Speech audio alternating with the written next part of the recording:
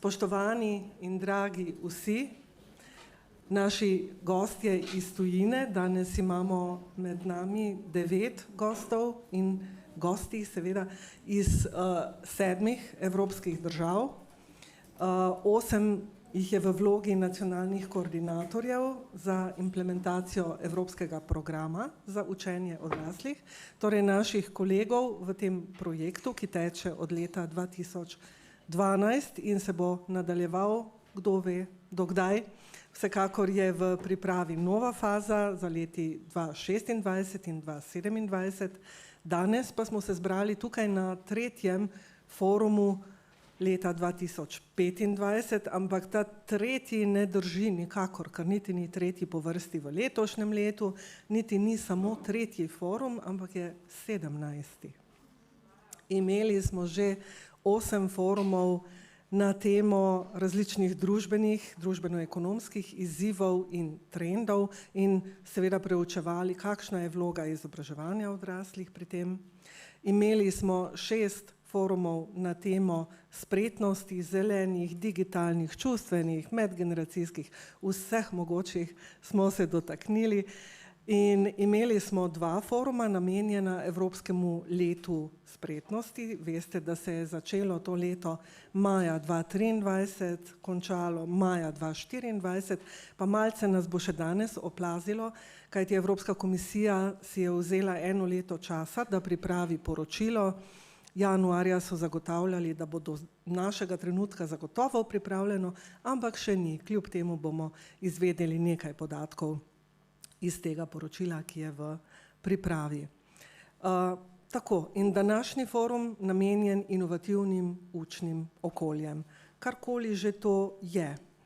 Tema je nastala med drugim, kot prvo je zanimiva, a ne, s tem se strinjamo, čeprav ne vemo ene jasne definicije, ker take jasne definicije niti ni. In v tem je morda čar inovativnosti, ki je čista prva beseda pri tem izrazu. Zastavili smo se namreč v mreži nacionalnih koordinatorjev EPUO nalogo, da si izmenjamo primere dobrih praks iz nekaterih držav, danes tukaj prisotnih. To so Ciper, Belgija, Nemčija, Češka, Slovaška, Estonija in najbrž sem še koga pozabila, 7 bi jih morala našteti, Latvija, evo, Nemčija sem že rekla. Skratka, te države si izmenjujemo primere dobre prakse in to do zdaj preko Zooma. Imamo predstavitve. Današnji dan je pa prvo srečanje in včerajšnje popoldansko tudi prvo srečanje v živo in tega smo prav posebej veseli. Včeraj smo slišali 2 primera iz Estonije in Latvije oziroma njihovo nagovarjanje te problematike, danes pa je na vrsti Slovenija in mislim, da imamo marsikaj za pokazati, za začetek že to prizorišče, na katerem smo se zbrali. Ampak zdaj pa vendarle predajam besedo direktorici Andragoškega centra Slovenije, naši prvi gostiteljici. Izvoli, Nataša.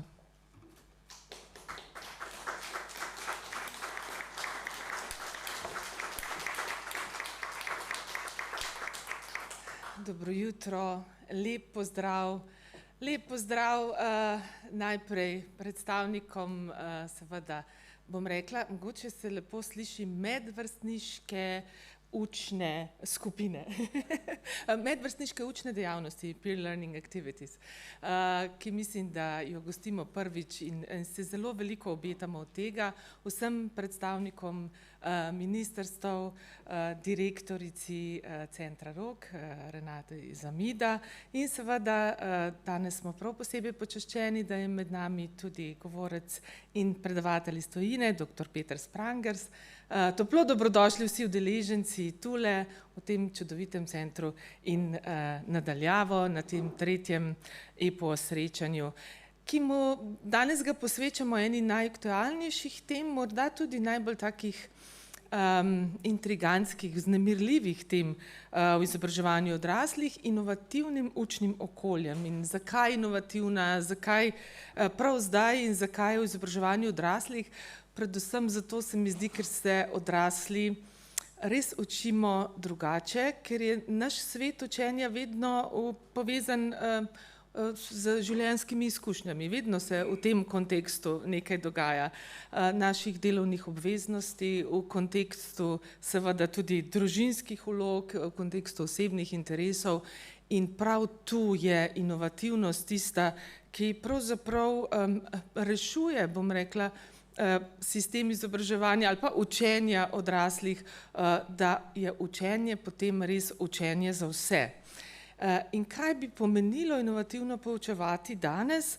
Mogoče vem, da zdaj iščemo vse možne definicije in da jih zelo dobro poznate v evropskih dokumentih in seveda tudi v drugi literaturi. Pravimo, da je pravzaprav inovativno učenje pogosto povezano z uporabo inovativnih tehnologij, seveda novih tehnologij, fleksibilnih prostorov, kot je ta, in metodami, ki spodbujajo sodelovalno, problemsko in samoregulacijsko učenje. Ampak to ni samo stvar orodij, tehnologije, metod. Predvsem se mi zdi, da je inovativno učenje ena stvar odnosa in odprtosti. Zaradi tega, ker ravno pri odraslih morajo priti v ospredje prožne učne poti. To pomeni, da se prilagajamo potrebam posameznika, potrebam, torej njihovemu tempu in seveda tudi načinu učenja. In tukaj brez inovativnosti zagotovo ne gre. In če pogledamo zgodovino izobraževanja odraslih, to niso neki novi koncepti, nikakor ne, to niso nova načela. Učenje, ki se prilagaja posamezniku, je pravzaprav srž izobraževanja odraslih. Gre pa za učenje, ki izhaja iz življenja, učenje, ki vključuje in opolnomoči. In to je že dolgo del naše tradicije, od Freirja do sodobnih praks, ki jih danes uresničujemo v Sloveniji in v Evropi. In zato se mi zdi, da je ta forum 2025 res priložnost, da skupaj z vami in z našimi gosti iz tujine raziskujemo, kako se ta drugačnost učenja odraslih konkretno kaže, kako nastajajo inovativna učna okolja, kako pritegnejo udeležence in kako ustvarjajo pogoje za resnično vključujoče, prožno in, če želite, smiselno učenje. In zato se mi zdi še posebej simbolično, da smo se srečali prav tukaj, v Centru Rog, prostoru, ki sam po sebi uteleša inovacije, sodelovanje in ustvarjalnost.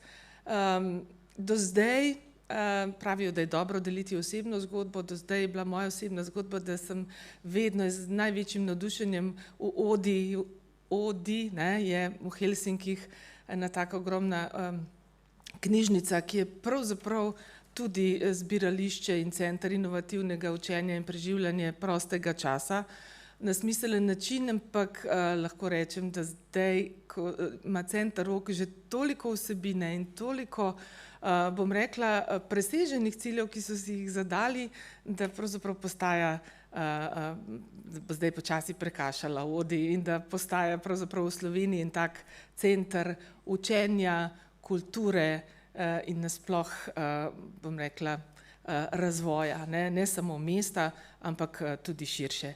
Zato ne bo res, da ne bom predolga in bo o tem centru več povedala gospa direktorica. Ne bo dan navdihujoč, ne bo dan ustvarjalen.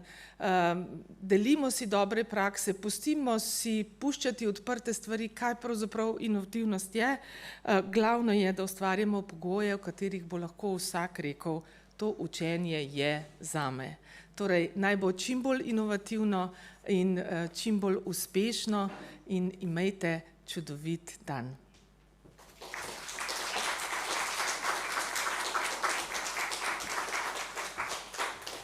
Hvala lepa, Nataša, za te spodbudne besede, ki so nam še malce približale temo oziroma temo današnjega foruma. Gosti nas torej Center Rog.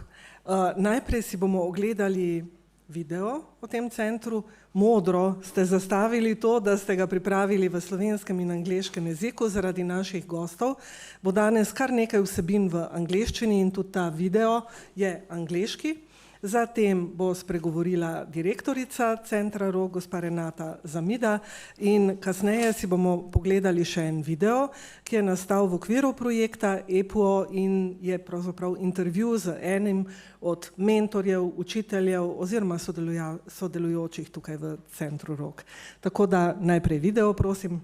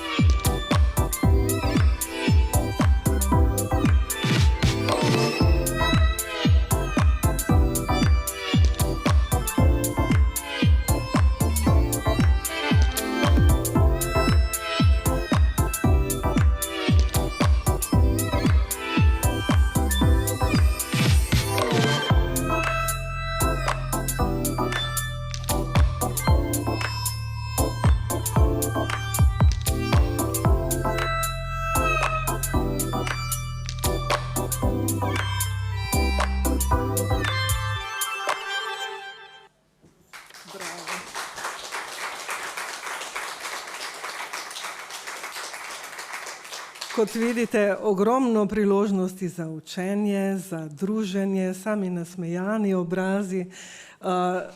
Ljudi privabljate tudi iz okolja ob določenih dogodkih in prihajajo drugo leto. Dan sosedov je prinesel veliko več obiska. Tako da Ljubljana je ponosna na Center Rog. Izvolite, gospa Renata. Hvala lepa. Hvala in še enkrat dobrodošli pri nas v Centru Rog, kjer pravzaprav živimo to, kar vi strokovno preučujete, bi lahko rekli. Jaz ne bom predolga, kajti sledi video pogovor z našim zaposlenim, vodjem našega tekstilnega leba, Urošem Topičem, ki v tem videu, ki ste ga posneli v okviru projekta, pravzaprav pove vse bistvene prvine, kako deluje Center Rog na ravni izdelovalniških delavnic, torej na ravni lebov, ki jih imamo v pritličju. Jaz bi se mogoče zdajle fokusirala samo na ta razvojni lok, kako smo prišli pravzaprav do vseh teh vsebin, kajti na voljo imamo hišo, ki ima kar 9000 kvadratov, poleg tega pa 8000 kvadratov parka in to je bilo potrebno seveda osmisliti nekako pametno, kajti želeli smo si, da bi bila ta hiša polna. Mislim, da bi bilo zelo žalostno, če bi taka ogromna nova stavba samevala. V osnovi smo izhajali iz tega, kar smo preizkušali že skozi naš pilotni projekt, to je bil en mali kontejner, ki je 10 let stal tukaj na Nabrežju in je preizkušal bodoče programe. Preizkušal jih je pa skozi princip Fab Laba, to je okrajšava za Fabrication Laboratory, gre za princip, ki so si ga pravzaprav izmislili zdaj že več kot 20 let nazaj na Massachusetts Institute of Technology v ZDA, ko so prihajale v uporabo sodobne, napredne, digitalne izdelovalne tehnologije v smislu 3D tiskalnikov, laserskih rezalnikov in podobnega in da bi te tehnologije čim bolj približali tudi laični javnosti in čim širši uporabi, so začeli ustanavljati takšne Fab Labe, ki te tehnologije ponujajo in skozi njih tudi izobraževanja za pravzaprav vse starostne skupine. Skratka, to je bila naša osnova. Ker je bila hiša, v kateri smo več kot 100 let tovarna, najprej tovarna usnja, po drugi svetovni vojni, kot zagotovo vsi veste, naša največja tovarna koles, tovarna Rog, smo vse skozi imeli tudi v mislih, da jo želimo ohraniti kot proizvodni prostor. Tudi zato, ker v Ljubljani imamo ogromno prostorov za prezentacijo sodobne umetnosti, muzejev in podobnega in želeli smo zapolniti eno nišo, ki pa še ni zapolnjena in ki tudi na nek način z vsebinami, ki smo jih načrtovali, podpira tisti sloj kreativnosti, ki pri nas še ni imel ne prostorov, ne drugih podpornih mehanizmov. To je kreativni sektor v smislu oblikovanja, modnega, produktnega, unikatnega, industrijskega, arhitekture, inženirstva, izdelovalništva, obrti, tudi obrti z novimi sodobnimi proizvodnimi sredstvi. In z tem v mislih smo torej v Pritličju zasnovali naš makerspace ali izdelovalniški prostor na kar 1200 kvadratih skozi 9 različnih proizvodnih delavnic.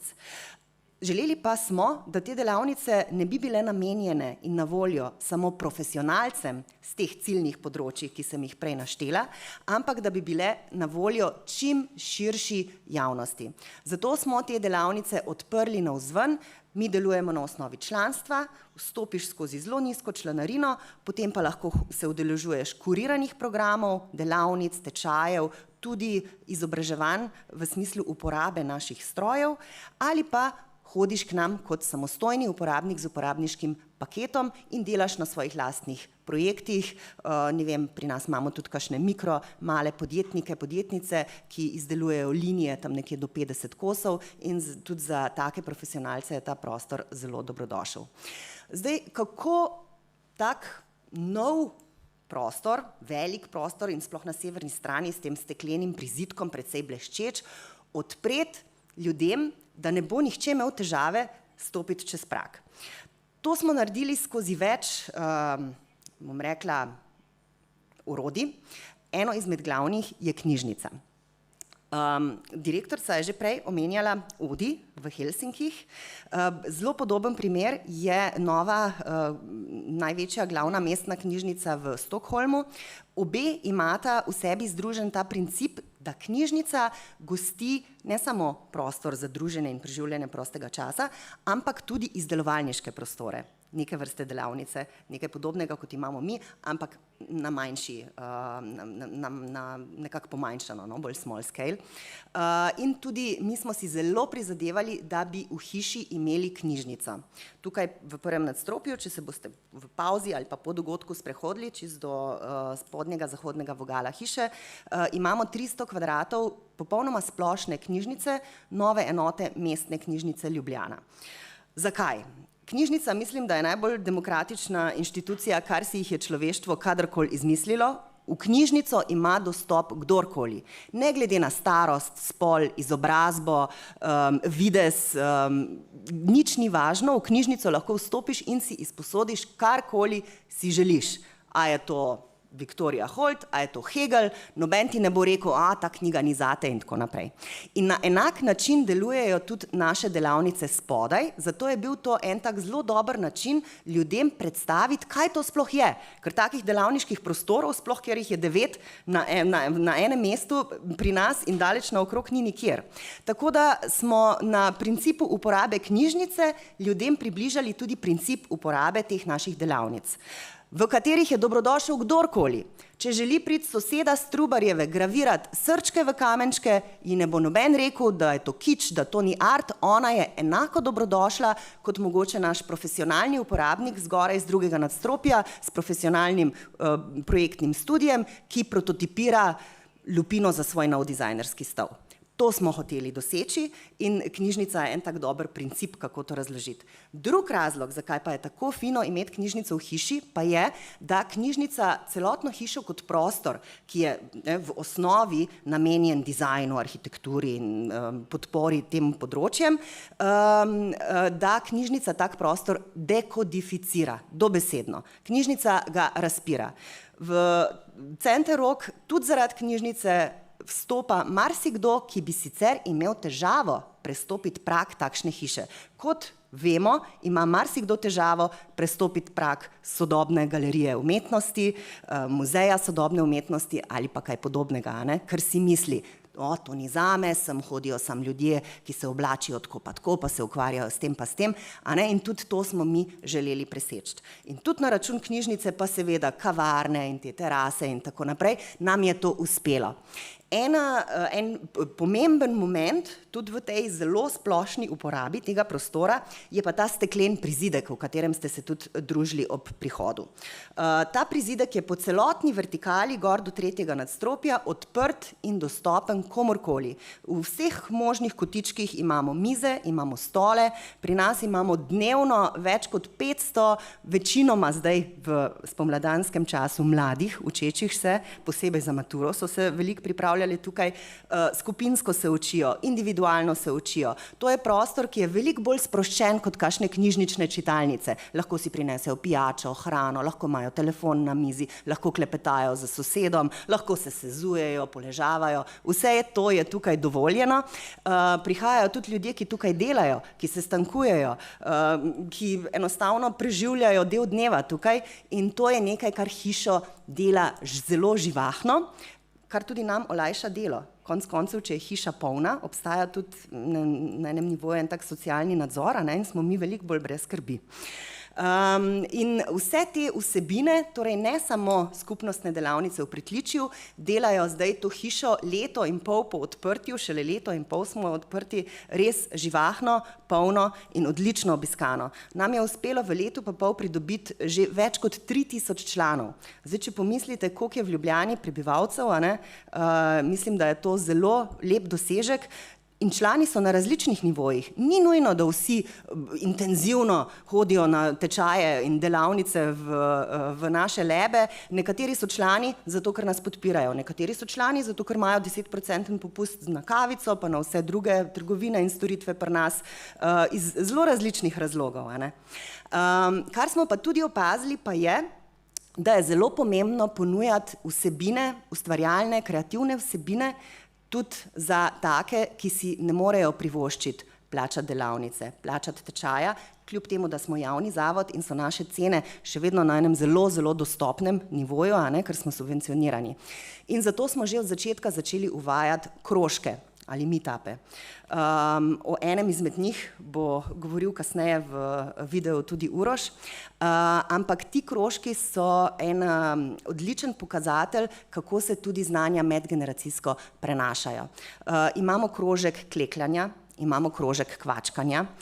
To so vse ene vsebine, ene ročne spretnosti in ročna dela, ki so postala zelo popularna zdaj v Gen Z generaciji.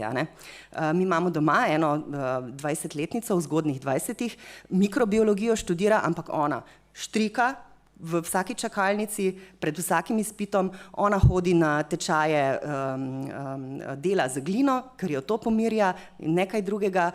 Skratka, to je zdaj ena generacija, ki išče ta stik z materialnostjo, ki išče stik s tem, kaj lahko naredijo z rokami in kaj se lahko naučijo od drugih. Po drugi strani so pa v glavnem izvajalci in izvajalke tovrstnih krožkov in programov pri nas starejši in starejše gospe z zelo, zelo veliko specifičnega znanja, posebej pri klekljanju, posebej pri kvačkanju. Imamo modelarsko šolo, ki jo izvaja gospod Peter pri svojih 76 letih in brez enega prsta, kot se za mizarja spodobi. Ampak ko je on začel tale tečaj, za katerega je rekel, da bi ga rad naredil za otroke od 10. do 18. leta, smo bili malo skeptični, pa kot celoletno modelarsko šolo ga je zasnoval. V enem mesecu septembra je bil ta tečaj popolnoma zapolnjen. Tako da tudi tovrstni programi so za nas pomembni, ne glede na to, da izvajamo v naših labih vse od zelo začetnih aktivnosti do zelo, zelo naprednih masterklasov oziroma mojstrskih tečajev. Tako da upala bi si trditi, da pri nas vsaka najde nekaj zase, da smo res prostor, kjer se znanje deli, izmenjuje in predaja tudi takim, ki morda sicer do takšnega znanja ne bi prišli ali pa ne bi našli primernega okolja, kjer bi si ga lahko izmenjali. Jaz mislim, da boste tudi veliko izvedeli zdaj skozi video z Urošem, ki sledi, ki je sicer malo bolj fokusiran na tekstilni lab, ampak to je tudi eden izmed največjih in najbolj obiskanih labov pri nas, ker se je res razpasel in ima veliko različnih tehnologij. Povem vam lahko še edino to, da oziroma nasploh najbolj oblegana delavnica je zagotovo keramičarska. Pri nas se zelo veliko ljudi ukvarja z glino že tudi doma in določeni uporabniki in uporabnice prihajajo sem za specifične postopke, za reciklažo gline, ker mi imamo enega takega modrega konička, v katerega lahko vržeš vso staro glino, ki ti doma ostane, pa pride v nov paket. Skratka, en tak širok spekter uporabe je, zdaj vam govorim na primeru keramičarskega laba, ampak tudi v vseh drugih labih, da lahko vsak pride in dobi tam tisto, kar potrebuje. Tako kot to hišo vsak uporablja za to, kar v nekem trenutku potrebuje. Ali je prostor za počitek, ali je pa prostor za aktivnosti. Jaz vam želim navdiha poln dan pri nas. Vem, da vas čaka še veliko vsebin, da bo kar intenzivno, zato bom tukaj zaključila. Bi si pa želela, da se še kdaj srečamo in to po možnosti na kateri od naših izobraževalnih dejavnosti. Hvala lepa.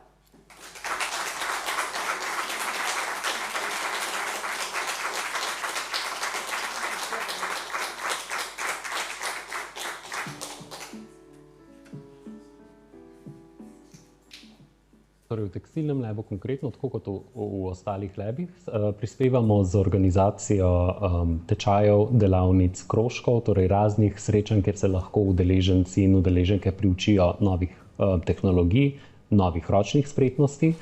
Seveda je odvisno od laba in od dejavnosti, česa se učijo, ampak nekako želimo vedno ponuditi, da je to čim širši nabor znanj, čim širši nabor tehnologij in da je čim pogosteje dejansko dostopno vsem generacijam. Torej, da je vedno tudi za odrasle dostopno, da se lahko udeležujejo in izobražujejo na novih področjih. Obiska je vse več in povpraševanje je vedno več, tako da vidimo, da je med odraslimi, od mladih pa do upokojencev dejansko ogromno zanimanje za šivanje, od čistega začetka pa potem tudi do naprednejših tečajev šivanja. Torej dejansko keramični lab mislim, da je po obisku najbolj popularen, ampak kar se tiče pa teh mogoče medgeneracijskih povezovanj, pa vidimo v tekstilnem labu velik uspeh, zaradi tega, ker je to ena priložnost, ena tehnologija, ki se jo z lahkoto in že tradicionalno predaja medgeneracijsko. Torej starejši imajo neke veščine, ki jih potem preko skupnih srečevanj predajajo na mlajše. Na tak način pri nas potekajo dejansko krožki klekljanja, kvačkanja, krožek izdelovanja skupnostne tapiserije, ki je nastajala celo leto, je potekala na enak način in pa med drugim tudi tečaj šivanja, kjer udeleženci med seboj seveda tudi med sabo izmenjujejo znanje in veščine. Smo res specifičen center v tem smislu, da smo visoko tehnološko dobro opremljeni, kar pomeni, da imamo tehnologije kot so laserski rezalniki, 3D tiskalniki, CNC stroji, vezilni stroj, konkretno v tekstilnem labu, digitalni tiskalnik za tekstil. Tako da to so neke sodobne tehnologije, ki mislim, da jih mlajši mogoče hitreje usvojijo, zato ker so bolj vešči pri uporabi računalnikov. Tako da je tudi te izmenjave iz mlajših na starejše generacije tega prenosa znanja veliko. Potem pa tudi gojimo ogromno enih rokodelskih obrti in ohranjamo te tradicije. Tukaj pa mislim, da bolj pride do tega, da starejše generacije prenašajo na mlajše znanje. Jaz mislim, da je kot prvo dragoceno to, da se ta znanja ohranjajo. Pri šivanju in pri tekstilu opažamo veliko izgubo znanja krojenja, modeliranja, kar je bilo včasih to je bilo standardno znanje v Sloveniji, ker smo imeli ogromno industrijo in z izgubom te industrije se je potem počasi začelo izgubljati tudi znanje. Tako da vidim ogromno mladih oblikovalcev, oblikovalk, ki želijo sodelovati pri izdelavi svojih kolekcij, izdelavi oblačil in ugotavljajo, da je vse manj ljudi, ki imajo te veščine. Tako da prenašanje tega znanja in ohranjanje se mi zdi ključno. Ne samo za ohranjanje obrti, tudi za ohranjanje neke industrije, kolikor jo je še ostalo. V drugi smeri, torej prenos znanja iz mlajših generacij na starejše, pa mislim, da zato, ker samo tako gremo naprej. Torej, če smo izgubili neka tradicionalna znanja, zato ker so nastopile nove tehnologije, je pomembno, da se teh novih tehnologij, da se jih priučimo. V tekstilnem labu imamo zelo generacijsko tako zanimivo dinamiko, ker imamo zelo mlade mentorice in imamo mentorice, ki delajo s tekstilom že 40 let. Tako da konkretno v tekstilnem labu poleg mene trenutno delajo še 3 mentorice, pri čemer je bila mentorica Carmen, je vodila svoje podjetje in šivilstvo 40 let in ima izkušnje iz tega področja, mislim, zelo, zelo bogato znanje. Potem imamo pa kolegico Zalo, s katero so dejansko skupaj hodila na faks. Tako da imamo ta razpon generacije in znanja, ki se dopolnjuje, pri čemer konkretno Carmen nas uči o tradicionalnih modelacijskih postopkih, kako razvijati kroje, na kaj biti pozoren. Po drugi strani je pa lačna znanje novih tehnologij, uporabe vezilnega stroja, digitalnega pletilnega stroja, za kar je bila recimo ključna tukaj mentorica Vita. Tako da tukaj smo res nekako center v malem. Tukaj vidim, da je naša največja prednost. Dejansko lahko nekdo pride in si v eni hiši zamisli izdelavo, ne vem, oblazinjenega pohištva in lahko izdela vse od lesene konstrukcije, železnih detajlov in tapeciranja s tekstilom. Vse lahko opravi v isti hiši. Kar mislim, da je prednost, kar želimo izkoristiti, kar promoviramo in tudi upamo, da bodo naši uporabniki prepoznali to kakovost in to vrednoto v našem centru. Ja, sigurno promoviramo trajnost in vedno smo orientirani tako, da recimo tudi za tečaje šivanja vedno poskušamo uporabiti blago, ki smo ga ali dobili podarjenega, če je bil to kakšen proizvodni višek, ali ga kupimo iz kakšnih dead stock, torej nabava, ki je večja podjetja, niso več rabila in potem prodajajo po nižjih cenah ta material, torej da preprečimo dejansko onesnaževanje s tekstilnimi odpadki. Po drugi strani so pa odprti termini v tekstilnem labu namenjeni vsemu, tako ustvarjanju novih oblačil kot popravljanju starih, uničenih. Kar se dogaja, uporabniki prinesejo kup nekih raztrganih majic, hlač in jih tukaj pokrpajo, za kar je naš lab pripraven in popoln dejansko. Tako da ja, promoviramo to in želimo si, da bi bilo tega še več. Želim si, da to postane prostor, kamor ljudje hodijo po osnovno znanje o tekstilu, o tem, kaj tekstil je, kje ga lahko uporabimo, do tega, kako šivati, kako ukrojiti. Ampak želim si, da postane tudi prostor za profesionalce, kamor hodijo in se zatečejo po neke specifične tehnologije, specifična znanja, s katerimi lahko nadgradijo svoje delo, svoje kolekcije, produkte, karkoli pa že izdelujejo. Tako da mislim, da smo na dobri poti, da do tega pridemo. Obiska in povpraševanja je vse več. In vidim, da je vsaj lokalna skupnost nekako lačna tega znanja o šivanju, o krojenju, o ustvarjanju oblačil. Vsi želimo biti unikatni, drugačni, posebni oziroma se obleči tako, kot nam najbolj paše in mislim, da je šivanje lastnih oblačil najboljši in najlažji način do tega.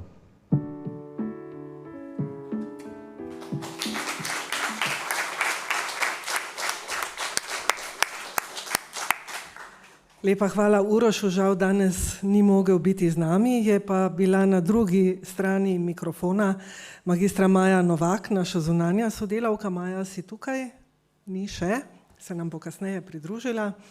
Moram povedati, v zakulisju je bilo tako, jaz sem bila zraven pri tem snemanju in Uroš je odrecitiral dobesedno to, kar je povedal zdaj, in potem je Maja ugotovila, da ni imela vklopljenega fotoaparata za snemanje.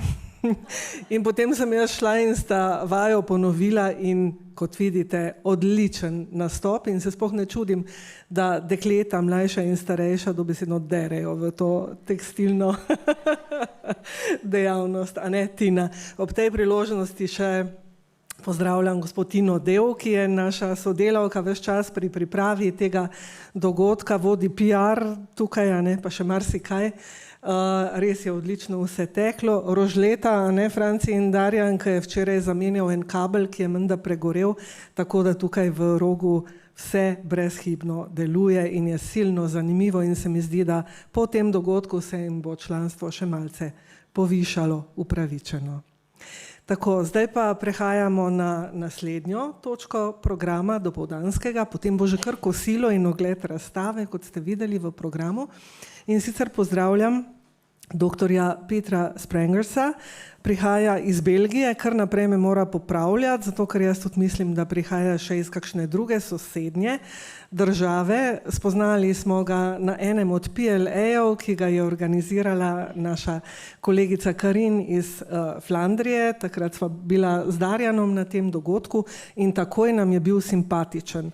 Ampak ta naziv, ki je spremljal njegovo ime Educational Futurist and Designer, nisem vedela točno, kaj naj si predstavljam, mogoče tudi vi ne veste točno, kaj naj si predstavljate pod tem nazivom, ampak verjamem, da nam bo v tem 1,25 dolgem predavanju povedal tudi to, pa še marsikaj drugega zanimivega. Peter, the floor is yours.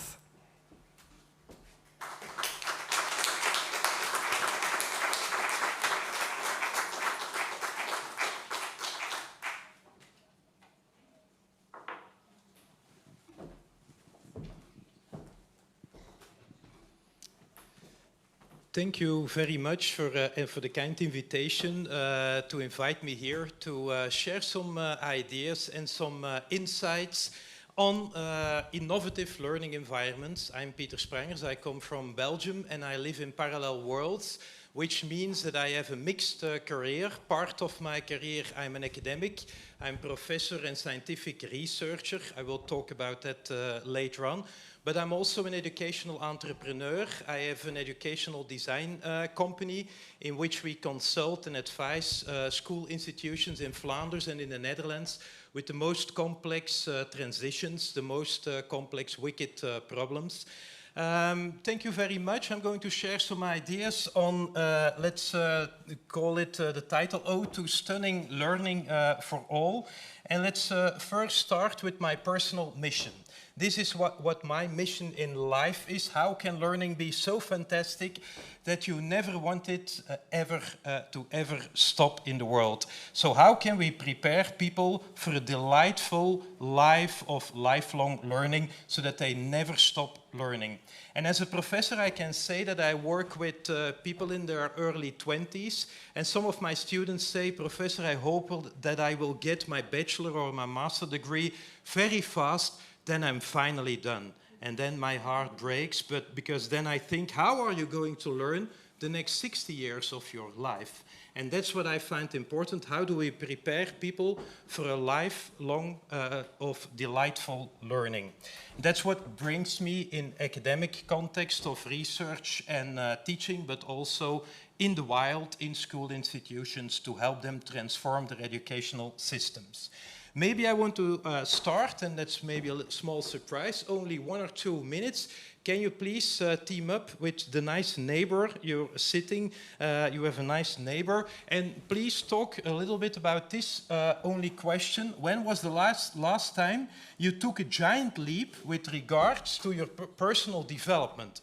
So not that you learned about a new coffee machine, how to work with a new coffee machine, but really a giant leap. So please talk about it only 1 minute. What was the last giant leap you made as regards your personal development?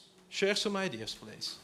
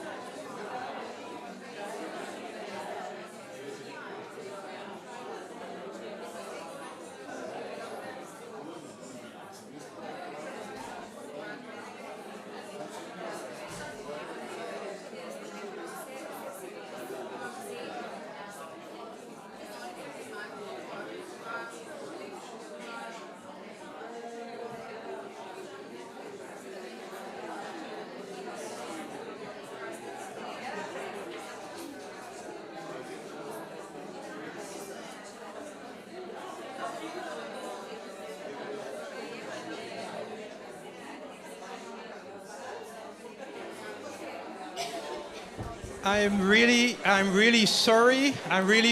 I have to now.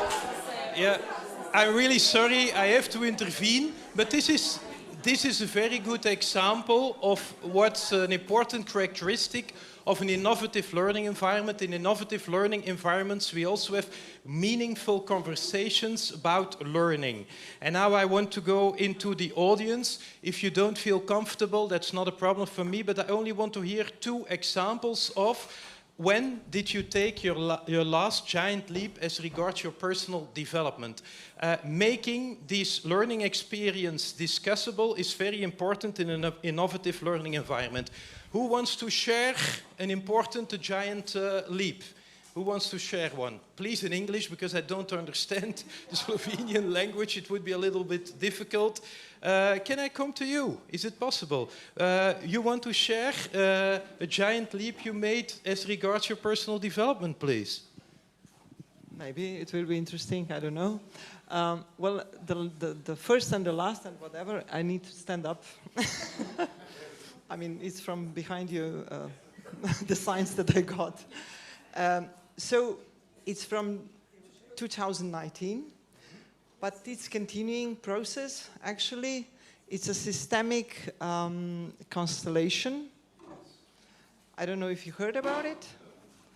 Well, it's a theory, but it's also a giant practice, I would say, about sensitivity of impact that everybody gets from outside world. It's just, I would say, short explanation about it, but I would lead you to go to some of the web pages, but we have also an institute for systemic constellations in Slovenia, which actually provide also a certificate from Netherlands Institute. Well, that was really something that changed also my personality, I would say, and it helps me in everyday life and also at my job place, which is not sometimes very simple at the ministry, I would say, but also in everyday life, as I said. So, yeah. Thank you very much. It was about systemic or system constellation and systemical constellations, and it even changed your personality. So it was really a giant leap as regards your personal development. Can I go to someone else? Someone else wants to share. I see that a lot of people are looking another direction.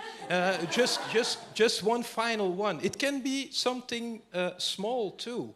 please share some idea. Can I come to you? Is that possible?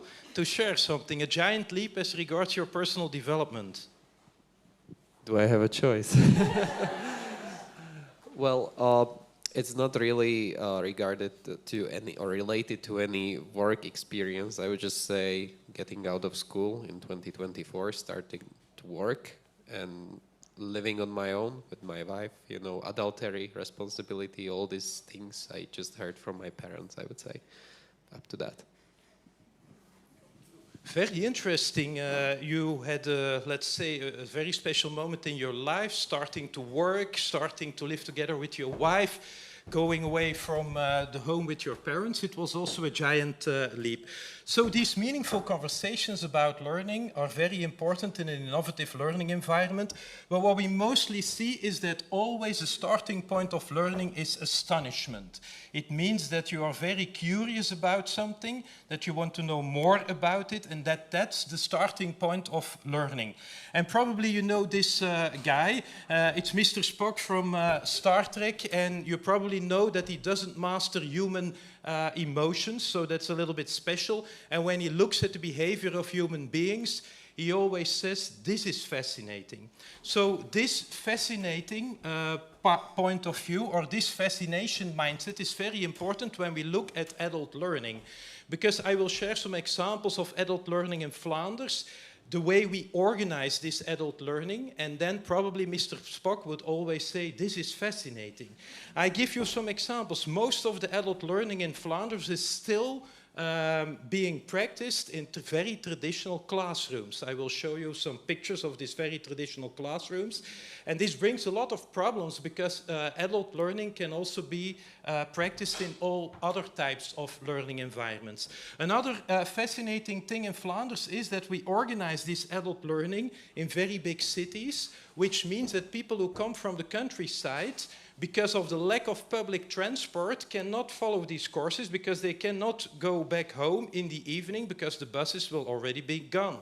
Mr. Spock would say, this is very fascinating. You try to stimulate adult learning, but the public transport is not part of this learning environment. So even public transport is very important in adult learning processes. And I'm going to give you a lot of other examples. So when we want to organize innovative learning environments, we need to look at all types of aspects, and that's also part of the designer mindset in which I am practicing, let's say, scientific educational design research. We as designers are very much interested in the conditions needed for the learning to happen. And this means that we also need public transport, for instance, in order for the learning to happen. Some of the ideas I'm going to share come from my books. Unfortunately, these books are only in Dutch, but I will share a lot of these ideas in this keynote, and if you want to further elaborate on that, on them, I will be here all day, and I will also share some tools that we made. If you want them, you can come to me and I will share some of the tools I'm talking about. One of the first ideas is turn schools into lighthouses of knowledge. And of course, we are here in a very good example. This is really a best practice. And when I was researching the website also of the Slovenian Institute of Adult Education, I was really impressed of the level of ambition you have over here in adult learning. And this center is a very good example of a lighthouse of knowledge. There could be even more characteristics to get the label of a lighthouse of knowledge, because in lighthouses of knowledge we have informal and formal learning. You can get formal degrees, but you can also practice forms of informal learning. Of course, in these lighthouses of knowledge we have intergenerational learning. We already saw examples in the movie of the Center Rog of intergenerational learning. We have, of course, libraries inside of these lighthouses of knowledge. And what's also very important is that they are open 24 hours on 24 hours. I live part of the year in Scandinavia, and the only institution that's open 24 hours on 24 hours in Scandinavia are the fitness centers. When fitness centers can be open 24 hours and 24 hours, then the lighthouses of knowledge must also be open 24 hours, 7 days a week, of course. And you see that there is a big light on top of the lighthouses of knowledge, so I would advise the Center Rog to put a very big light on top of this building, so that we can attract from kilometers on people from the local community to come inside here and to say, this is where the learning happens. This is a very important institution. You can all come in to learn. This is what we call the lighthouses of knowledge or the lighthouses of education. Of course, these typical, what we call in the literature, community learning centers, they come quite close to the lighthouses of knowledge, but the lighthouses of knowledge go even further, because you can also practice formal ways of learning via which you get a degree, for instance. Then, if we want to organize innovative learning environments, then of course we also have to think what's the direction our society is going to. And for instance, in Flanders, this is an example from Flanders in Belgium, our government made some kind of white paper, and they asked a lot of people, what would life be like in 2050 as regards living, learning and working? And now that we have these future scenarios, then we can also start building accompanying learning scenarios. So it's important to know what direction our society will go, so that we can design learning pathways for these transitions. And what we have to say, of course, is that learning is not the same as education. It's something completely different. Learning we do 24 hours on 24 hours. We learn from our grandparents.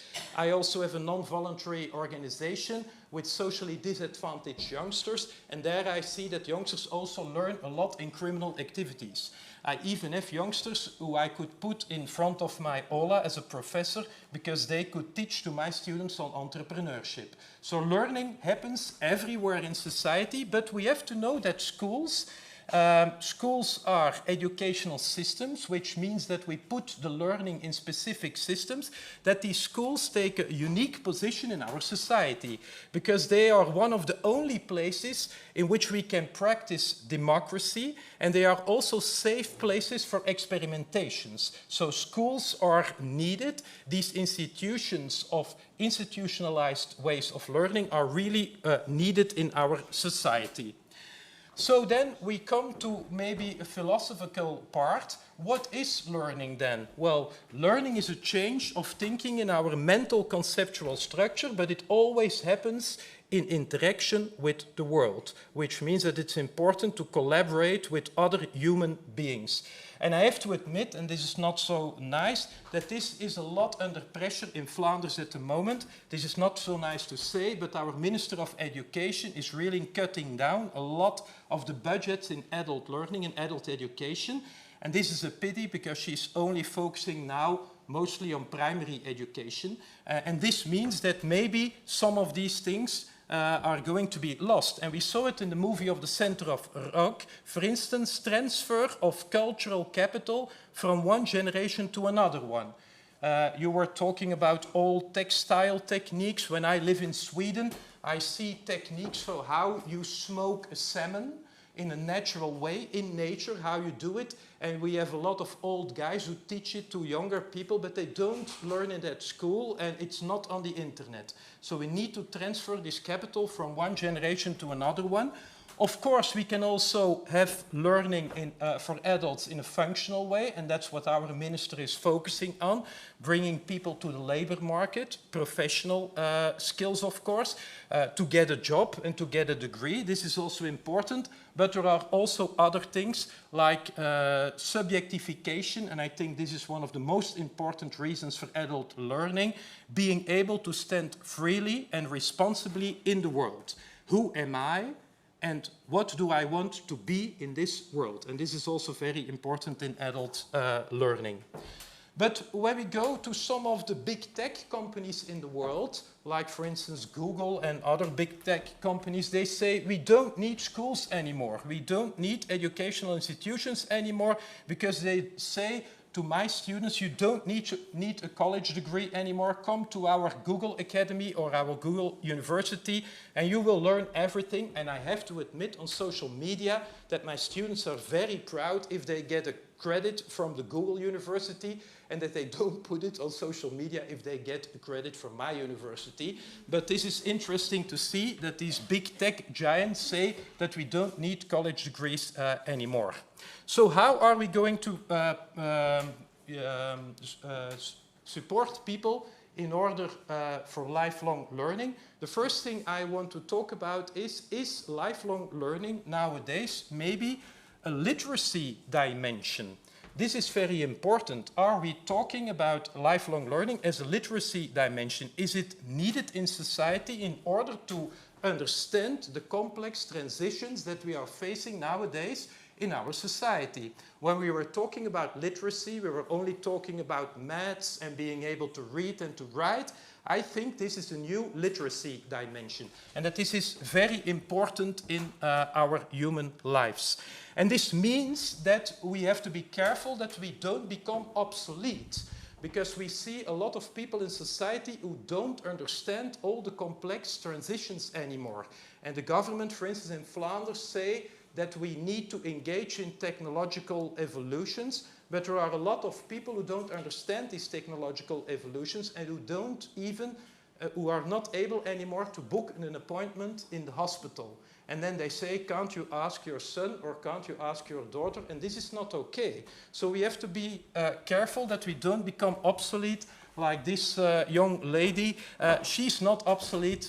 She embraced all the technological evolutions, so there won't be a problem over there, of course. So lifelong learning is also a dimension of active aging. It's a muscle that needs to be trained until the age of 98 years old.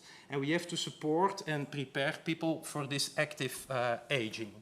Lifelong learning, on the other hand, is not a punishment, because this word lifelong could mean like being in a prison, lifelong imprisonment, that we are condemned to do so for our lives. No, because when we have astonishment or curiosity as a starting point for learning, it means that you start from something that you are good at and that you want to go further on and to develop skills and to develop knowledge on these things. And you see nowadays on social media that people are even proud on their lifelong learning. I just put a screenshot over here of adults who put on social media that they gained another level in their lifelong learning process and that they engaged in lifelong learning, and they also want to spread it on social media. They want to share it with other people, and this is nice that people are sharing it also on social media. But the question we can ask ourselves, and that's also important because I'm a professor at the university, that we always are putting these university processes in a master degree or a bachelor degree of, let's say, 4 years. And now some universities in the world, and this is an example of Stanford, are trying to spread this university curriculum of 4 years into, let's say, a lifelong subscription of higher education. And this is interesting because this means that we can spread, for instance, 6 years of study over a lifetime rather than focusing 4 years of study between the age of 18 and 22 years old. Think of learning as a muscle that must be trained for life, and how delightful would this be that you would get a lifelong subscription for higher education, for instance. So we have to rethink these systems from 4 years to a lifelong learning system, and this is why we need to redesign these educational systems. How can we stimulate this learning all over in society? I'm just going to share some ideas. Do we need to rely on the big tech companies like Microsoft? You probably experienced this one already in your Outlook. That Outlook is telling you, shouldn't you book a time zone in your Outlook agenda for learning? So even Microsoft is trying to address you and to say you need to book a time slot for lifelong learning. No, I don't think we need to wait for Microsoft to invite us to learn. But I think the human aspect is more important. The support that we get from other people that are interested in our learning. And this very small question that we practiced at the beginning of this keynote is already a starting point. Having meaningful discussions, meaningful conversations on learning, we have to organize our society that this is going to happen everywhere in society, yeah? In neighborhoods, but also in prisons.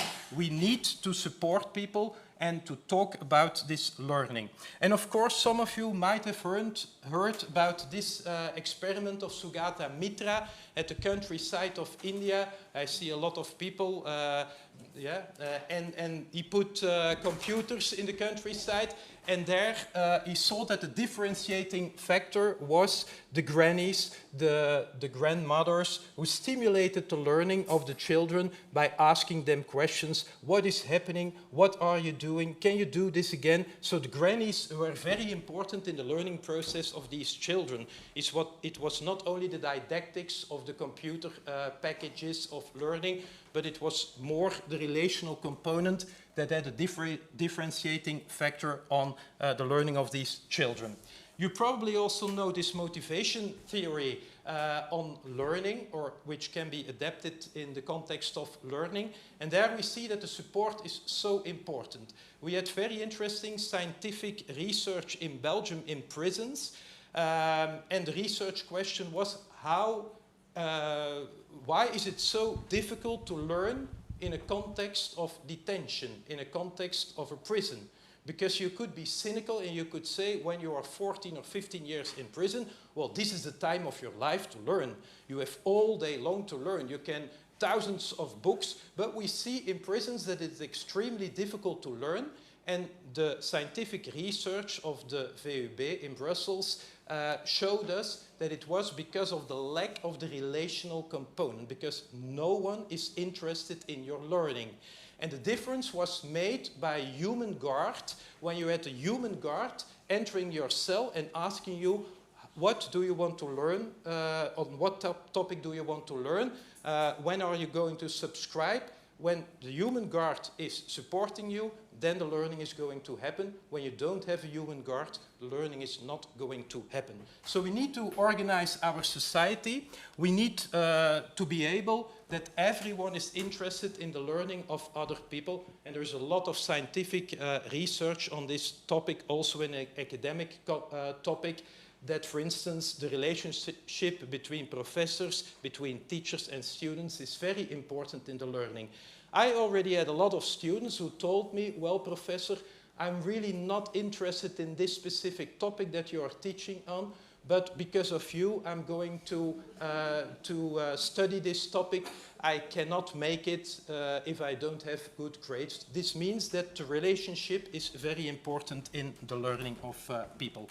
So we need to think of how are we going to organize our society, and this is a very important point in lighthouses of knowledge. In lighthouses of knowledge, like this center, it means that people are walking around and that they start a meaningful conversation with you about your learning, that they are interested in your learning. Why are you coming to this center?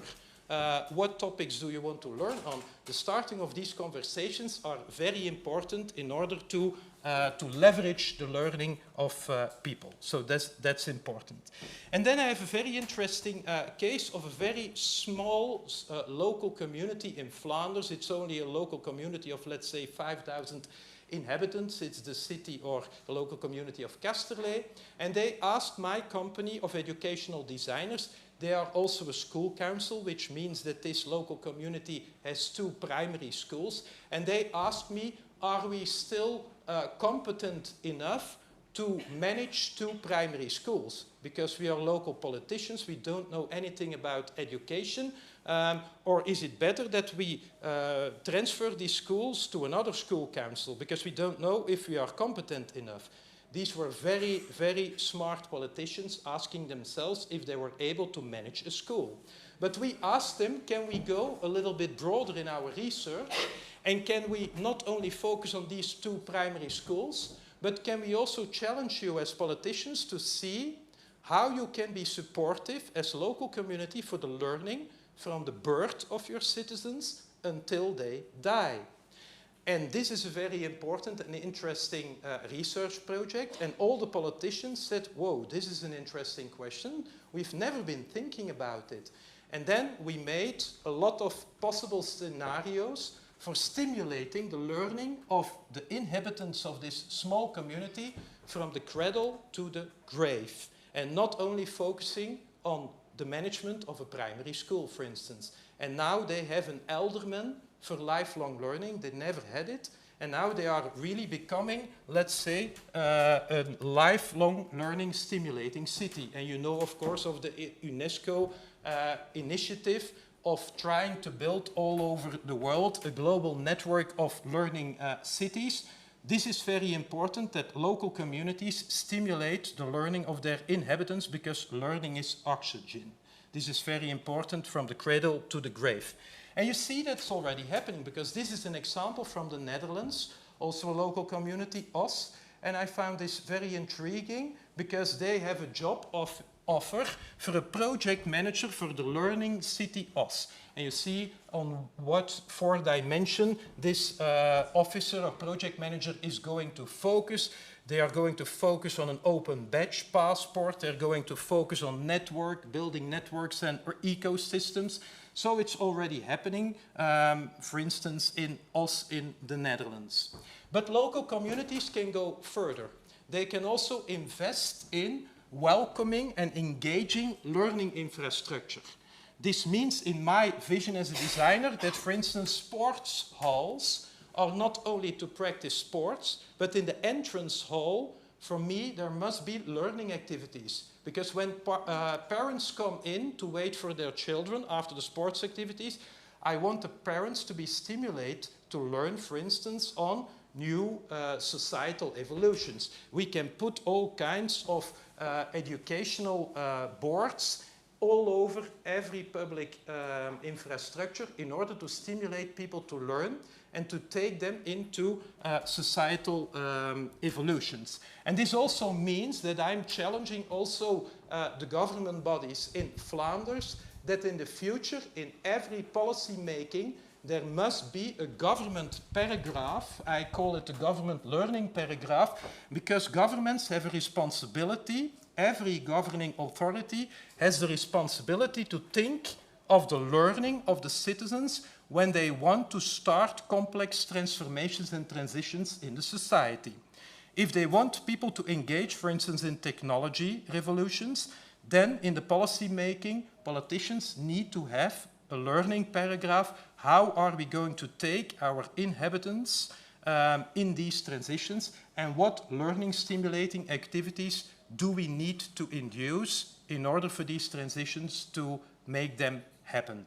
In Flanders, we also have child paragraphs, which means that policy makers have to think of the impact on children. From now on, policy makers have to think for every policy they develop on the impact of the learning of the citizens. I was already talking about engaging in meaningful conversations. That's why we as a designer team make all kinds of tools. This is an example of a tool in Dutch. But we design these types of tools in order for meaningful conversations to happen. These are placements that we put on tables in, for instance, public infrastructure, and people are coming to you and they start a meaningful conversation on your learning, because we know that this has an impact on your learning. And this also means that we ask questions to people: who inspires you in your personal learning process? And this is a very interesting question, because when we ask this question, a lot of people are very quiet, because they haven't been thinking about their learning heroes. Who is inspiring you in your personal learning process? who do you have a learning relationship with in life? And this is an example of a tool. You can get this tool if you want. I have some copies of these tools with me. This is an example of a tool we designed in order to think in a more conscious way about who do I have a learning relationship with. When you are a student at university, I understand that you have a learning relationship with a professor. Yeah? But who else do you have a learning relationship with? Do you have a learning relationship with your grandfather? Do you have a learning relationship with a neighbor? Who do you have these learning relationships with? And what characteristics do these learning relationships have? Is it a feedback relationship? Is it an advice or coaching relationship? Is it maybe a stretching relationship, which means that this person always brings you in new worlds that you even didn't know about? That's what we call a stretch relationship. So thinking in a conscious way about this learning network is very important, and also to talk about it with other persons, because it helps you in your learning guidance. Yeah? We also have developed other tools, like this one is scientifically validated learning competencies monitor, which means that knowledge workers can go on this website and get more deeper insights on their learning competencies. This is also part of our scientific research, and it's important that you know more about your learning competencies. And the website is Learning Above the Ruler, because I see that here I have the Dutch website, but it's also available in English. It's learningabovetheruler.com. And there you find the scientifically validated learning competencies monitor. And it's also, of course, very important that in innovative learning environments that we talk about the beauty of all the different types of learning activities that are possible. Yeah? In Flanders, in adult education, we mostly practice the traditional way of teaching in classrooms. But of course, there are so many other ways of dealing with learning. As a scientist, of course, I have to warn you that some of these learning activities don't have a very good learning output. So this is important to know, that there is a lot of science on all these different types of learning activities, and that we have to be conscious about it. And it goes from internships to learning hackathons to online learning platforms and all the things like that. And what we also see nowadays is that people start curating their own learning, and that technology can help with that, which means that, for instance, by screening social media, you get interesting learning sources, but it's not a moment to go deeper into this learning source. You just collect it, you curate it, and then in your agenda you plan time slots in which you go deeper and in which you research these learning sources. These types of technology can help you curating all these learning sources, and then you plan in time zones. For instance, in my company, all my colleagues need to plan in time zones in order to learn, and then they cannot be bothered. Then they focus, and then they go deeper in learning sources. And then we come back to a very interesting research from the OECD in Flanders. In Flanders, we had a research project on the different profiles of adult learners. And this research project showed that we have 9 different types of learners in Flanders. But now it's very important to see that our Flemish government was aware of the fact that type 1 and type 2, that we have a lot of problems with those types of learners, because they are completely disengaged from learning. They don't engage in lifelong learning, and they have difficulties in mastering all these societal evolutions. And also the second, let's say, profile, the ones who are unmotivated due to age and health obstacles. And that's why we started in my company, together with some other partners, with a scientific research on bridge figures and conversation methods for lifelong learning, for those 2 profiles who are the most difficult types in society to reach in the setting of lifelong learning. If you want to know more about this research project, of course, I cannot talk everything about it. Please talk about it with me during the breaks. There is also a lot of material on the internet. But what I want to share is that it was part of our government. They have a flagship and an action plan on lifelong learning. And one of the dimensions of this action plan is to focus on socially vulnerable people or people who don't engage in this lifelong learning. And what did we do? We discovered 5 profiles of, let's say, bridge figures, if I would translate it in this way. And of course, you probably also have some of these types of workers, and they all try to engage, and they all try to build a bridge to these difficult types of people who don't engage in lifelong learning.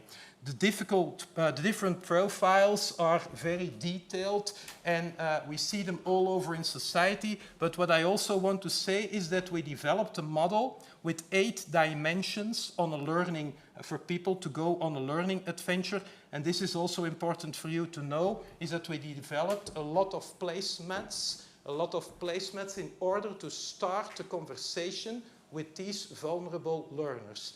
And these placemats are very important, and we also need these bridge figures to go to the persons, and then they use these placemats in order to start the conversations on learning and to talk and to have meaningful discussions on learning and to help them to re-engage again in lifelong learning. In Ireland, they do it with learning ambassadors who go all over the societies. These learning ambassadors would be one of the 5 profiles we discovered. These are people, citizens, who in the society connect with other people and talk about learning. Of course, also outreaching models. I'm not going into depth because you probably already have a lot of expertise, and I heard from Zvonka that you also have a lot of outreaching activities here in Slovenia, that you even go into parks, into nightclubs to engage with youngsters in order to talk about lifelong learning. The last part is about removing blockers for lifelong learning. There are a lot of problems with lifelong learning. I already talked about one of the problems in Flanders, that our public transport is not all right, so that people cannot engage in lifelong learning in the evening. And these figures show that in Flanders, this is the participation in really formal adult education in Flanders, that we don't have a big participation in adult education. And our minister is even going to start from the 1st of September of 2025 to make the subscription fees for a lot of these courses even 2.5 times more expensive. So this means that we have a low participation in the formal adult education in Flanders. So we need to do things over there. And what are the barriers? One of the first barriers is that we organize the adult education in a traditional way, like classrooms in primary and secondary education. And this is not adapted to the type of profiles of adult learners. So we need other types of educational systems with a more delightful learner experience. Yeah? And also, when we call them centers for adult education, that's the way we call it in Belgium. We don't call it schools for adult education, but centers for adult education. I like this name of a center because it means that it needs to have a center function.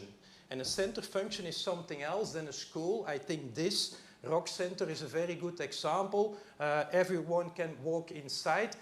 We also want these centers for adult education in Flanders to transform more to real centers for adult education. So this means that we need to go away from this type of classrooms, and still in Flanders, most of the classrooms for adult learners look like this type of classrooms. Yeah?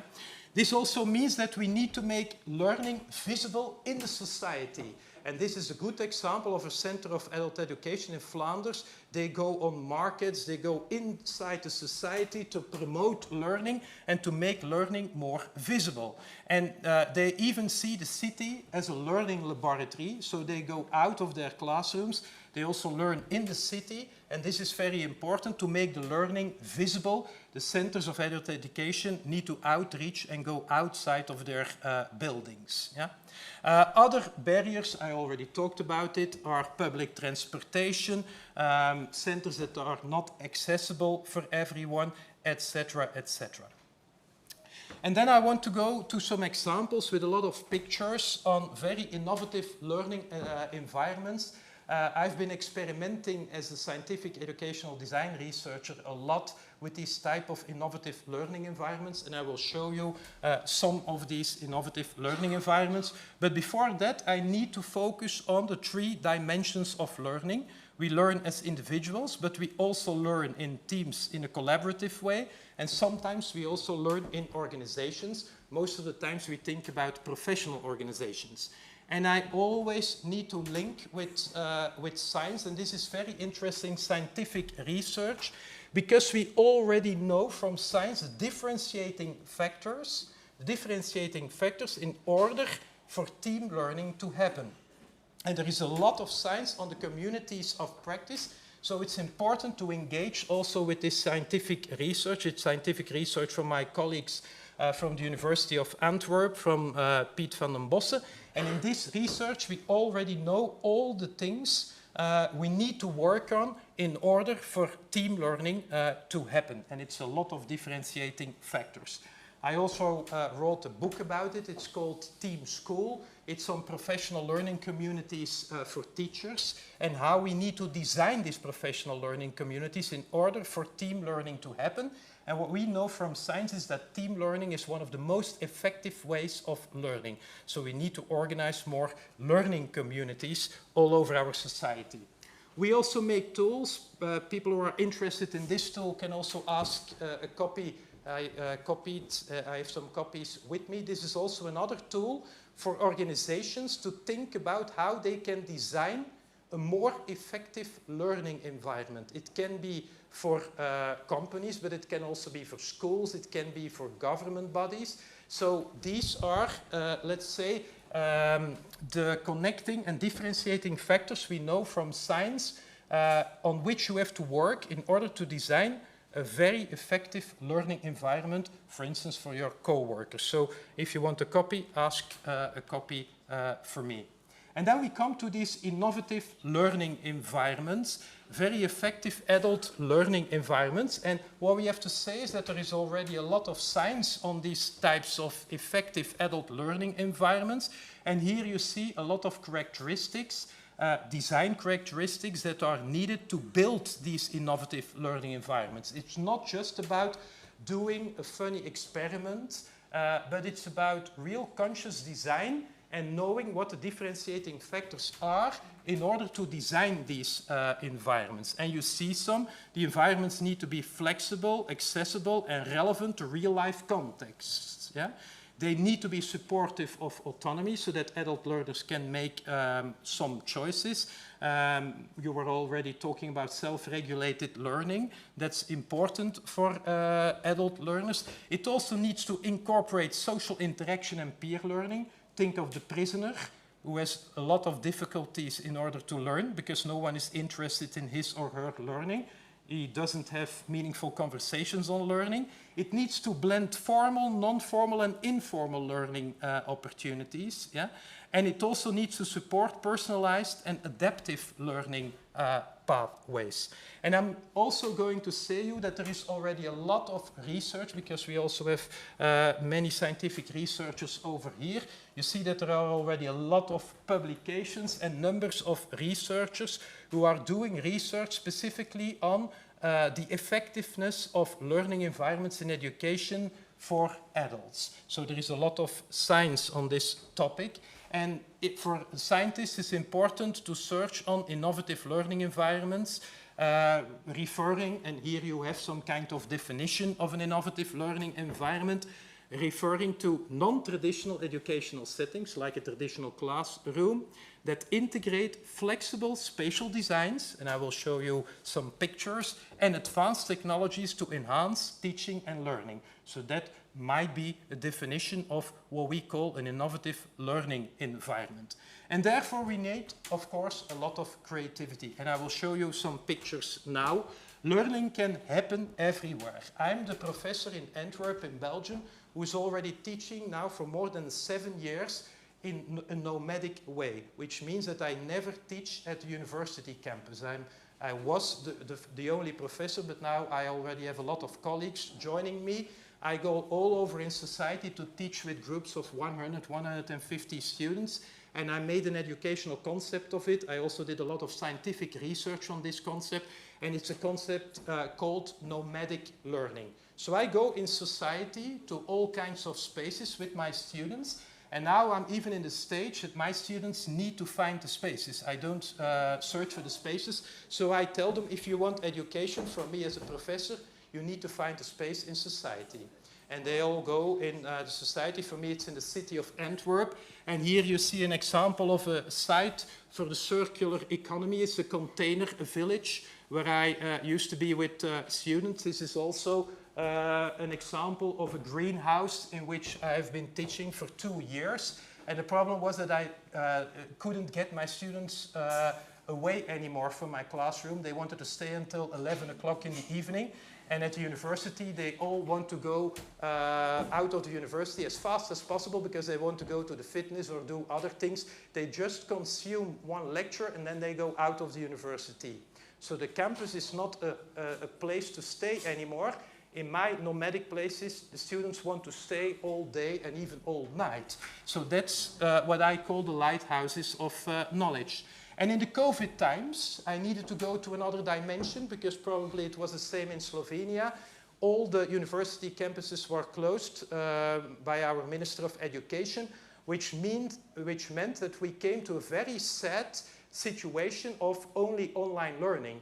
And we were not even mastering Teams and Zoom. We were just experimenting with that. And it was so sad. I had 100 of students sitting in a very small room. I even had a student sitting in the bathroom, in the toilet room, with a lot of noise of 7 brothers and sisters shouting. And he tried to follow my courses with a laptop in the bathroom, in the toilet room. And then I thought, this is not possible anymore. This is the lowest level of learning that's possible. I need to do something. And I asked my students, what are we going to do? And then we developed nomadic learning in a way of outdoor learning. And I was the only professor in Belgium still teaching in a live way with my students, 80 to 100 students. We just went to the nature. I asked them to bring tents and to cater for themselves. I need to admit that after 2 or 3 days, we needed to stop because otherwise the students would die because they couldn't cook, they couldn't care for themselves. It was very important. After 2 or 3 days, they only had Aiki noodles with hot water, and after 2 or 3 days, I saw that their health was going back, so I needed to stop. But until today, I'm doing all types of outdoor education. I see the nature also as a very inspiring learning environment. And I'm just back from 2 weeks ago. I was with 20 students in Sweden. I had one of my courses in Sweden, and in a very extreme outdoor condition. It's always part of my scientific research, because I always want to see as a scientific researcher what's the impact on the learning. I'm not doing these experiments as just some funny thing. I want to see, does it have an impact on the learning? Does it have an impact on the relationship between me as a professor and my students when I teach in a theater, in an aula, or when I teach in this type of outdoor learning setting? So this was 2 weeks ago with the students. It was 5 days, very extreme. We needed to find our water, we needed to make fire and all the things like that, also to survive. But I was also teaching in a beautiful, you see, this was my PowerPoint. I made a PowerPoint on paper. I was drawing my slides. And of course, there were moments also of knowledge transfer, but this was my, let's say, my university aula. Yeah?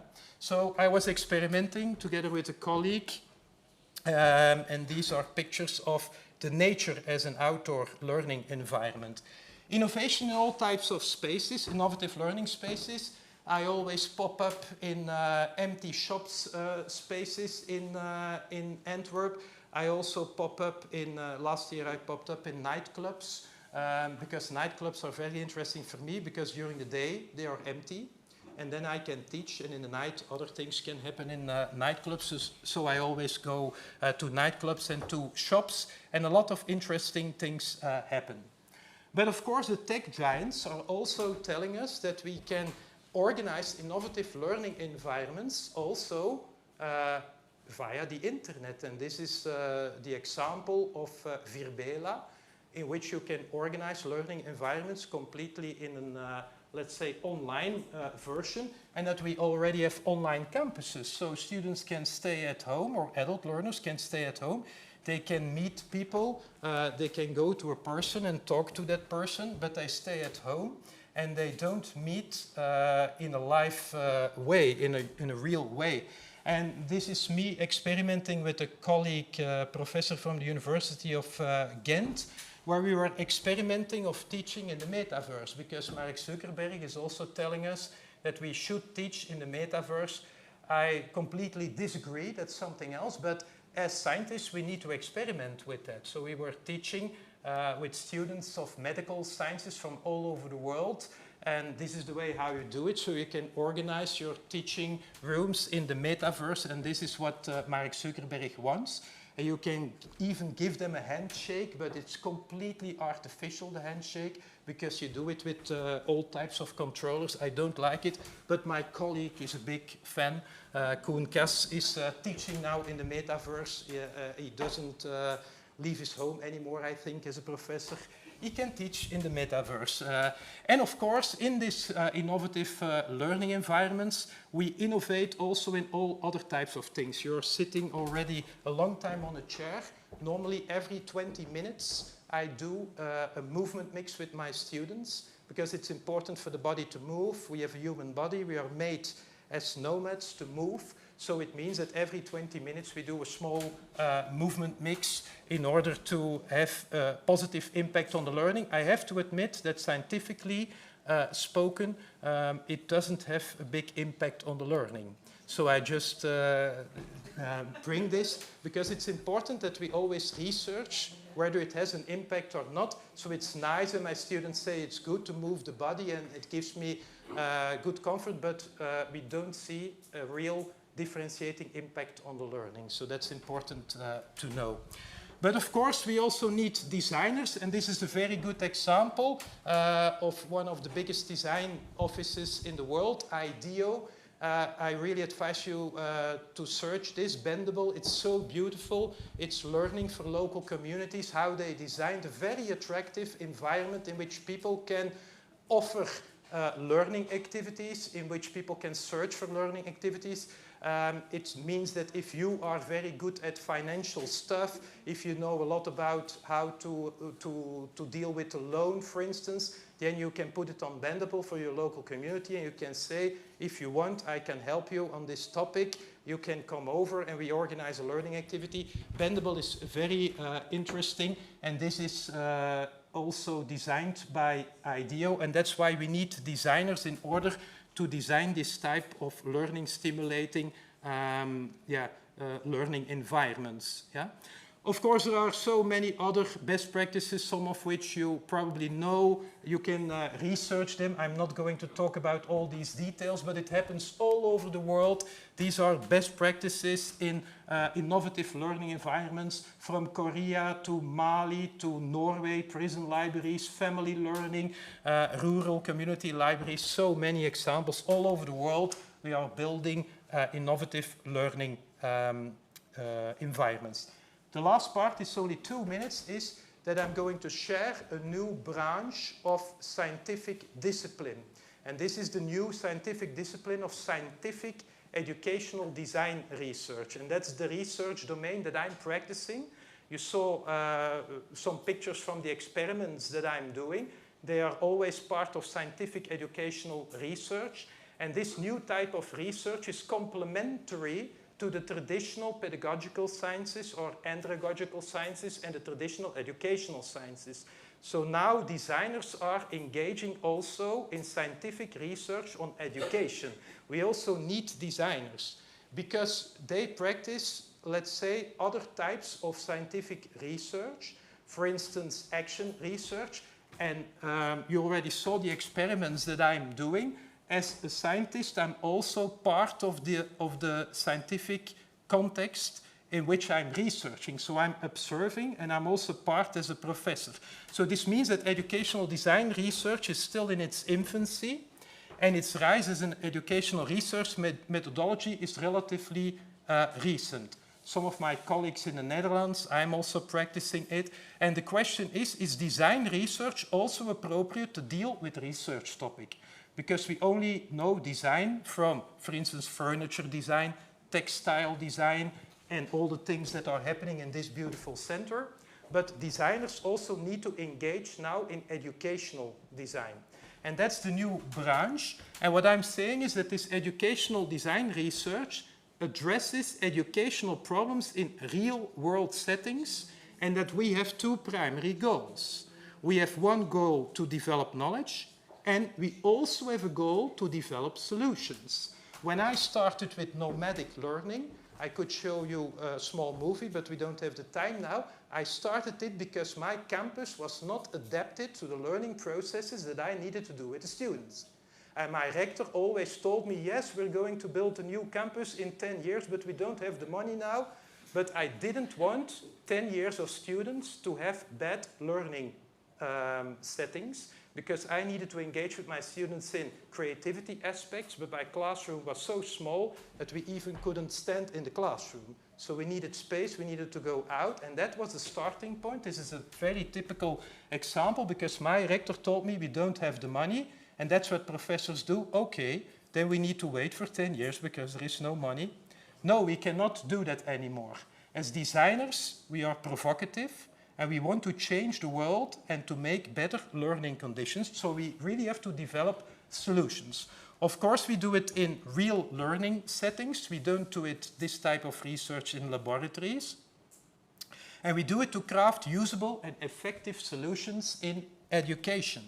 So these educational problems are the starting point of this type of research. And I can give you 100 of examples, yeah, of wicked problems, as we call them, in education.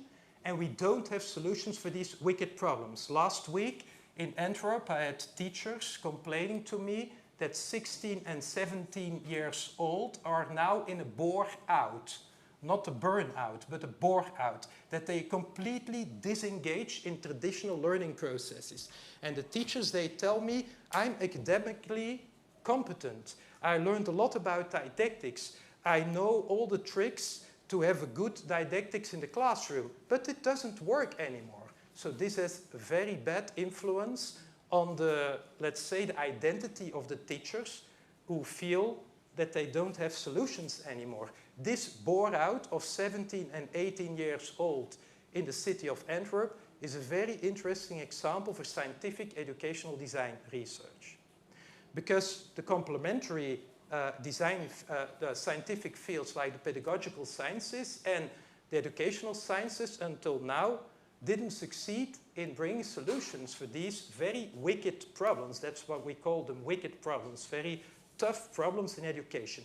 And therefore we need scientific educational design research, both to develop knowledge, but also to bring practical solutions at the same time in real-life context. And we always do it in collaboration with the stakeholders. So when I was doing research on nomadic learning, it happened together with my students, but also with external stakeholders, with other professors, with companies, etc. We involved all these types of stakeholders. When I started with nomadic learning, I have to admit that a lot of my colleagues told that I was completely stupid. Once they called it a nutty professor. What are you doing to teach in greenhouses? What are you doing to teach in outdoor spaces? They even asked me, is there a beamer in the outdoor setting? Do you have a beamer over there? Is there electricity because you need it? So they asked all these types of questions. Nowadays, a lot of my colleagues are also engaging in nomadic learning because they see the impact with the students. They see that we have other types of relationships with the students and that it has a positive impact on the learning of the students. That's what we call an innovative learning environment. So this educational design research can be seen also as an iterative process. It's an iteration. I started in an empty shop space, and then I went to a nightclub, and then I went, because of COVID, to outdoor learning environments. So we are constantly going in iterations. This is also important in this type of research. It will never stop, this nomadic learning. I'm constantly looking for other types of spaces to see what impact is on the learning. For instance, now outdoor in Sweden, where adults also have to survive in the same time as learning. The core elements are starting from a relevant educational problem, like bore out, classrooms that are not all right, a shortage of teachers, all kinds of educational problems, system problems. It's always collaborative, it's always iterative, it's always in a context, and it's also interventionist. This is also important. Designers are interventionists. We change things and we see what happens. We are provocative, not because we want to hurt, but we are provocative in order to see what is happening now. And that's why we sometimes have to cross a little bit the borders. And this means that colleagues say, this is not possible. Is this allowed by the insurance that you do it outdoors? That's the question that I always get. So you cross borders in this type of research. Yeah? We are not primarily interested only in proving that, and this is important scientifically, but rather in exploring and testing what happens. So this research is characterized by the aspiration to link the development of innovative solutions for practical educational problems with the acquisition of scientific knowledge at the same time. And that's what we call DBR, design-based research. Yeah? And we also want to contribute to the development of innovative educational environments, and that's the topic of this Congress, of course. So I think this scientific approach could be very complementary in order for the next years to develop a lot of innovative learning environments for adults where the learning can happen. I'm going to finalize, to conclude. When you are really interested, I also made a scientific model for the redesign of educational systems. I already told you what educational systems are. Everywhere in society, we put learning into systems. And an example is the school, a primary school, secondary school, university, but it also happens in companies. Microsoft, who's telling us that they are one of the most innovative companies of the world, they don't have innovative HR because they force their co-workers in pre-designed learning pathways. So they also put the learning of their co-workers into systems. And this doesn't always guarantee the best learning for these learning workers. I, in my model, found the differentiating factors for the redesign of these educational systems. And I even saw that there is a need for a new profession of an educational system designer. We need, in the future, architects to redesign not only the buildings of schools, but also the systems of schools, the way in which we institutionalize the learning. And we need to do that in a more conscious way, and we can do this via this model. My ideas are in this book. This is on my scientific research on educational systems, but we are working now on translating it to the English language because it's still in the Dutch language. So if you want to talk about it with me, let's connect today and tomorrow. So to conclude, what's next? We need to make learning more discussable in society. Therefore, we have these tools that I showed you. Therefore, we need to ask questions. Who is your learning hero? What was the last giant leap you made? We need to have meaningful discussions on learning also with prisoners, with everyone in society. There need to be people in this Center Rog. You can maybe experiment today and talk to someone about his learning. Why are you here? What are you learning on? This is important. We also need granny clouds for everyone in a society to support everyone in their learning processes. It can be professionals like learning coaches. In Belgium we have learning shops, like we call it. It can be educational system designers. It can be prison guards. Prison guards can be supportive for the learning. It can be everyone. It can also be bartenders. I heard that there are bartenders who are very supportive for the learning of their clients in their cafe or bar. Everyone can be supportive for the learning of other ones. We also need to value all forms of learning, and this is very important to our Minister of Education at the moment. Yeah?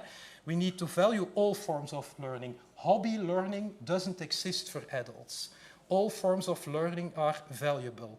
Of course, we have utilitarian and more consumer-oriented ways of learning which guide you and orient you towards the labor market, but that's not the only way of learning for adults. We need to encourage self-regulation on what and how you want to do it. We need to encourage curiosity and break through superficiality.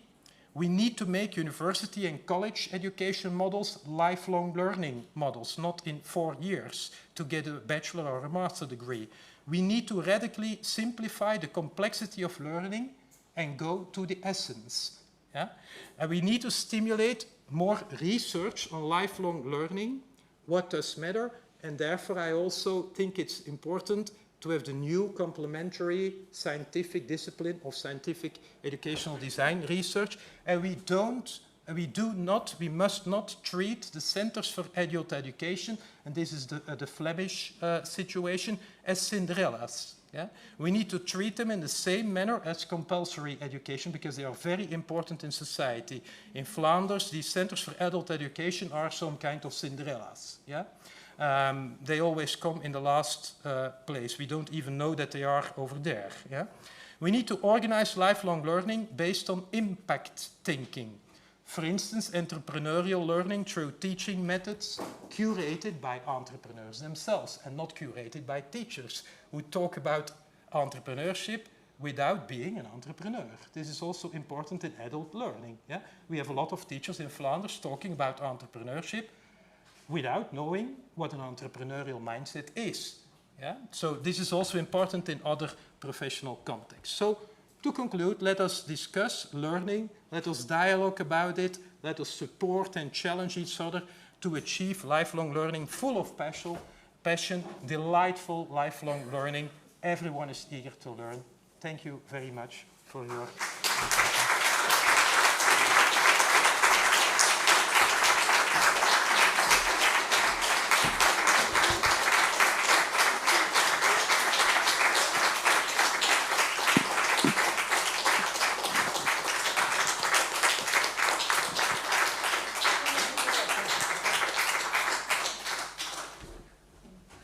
Thank you hvala lepa.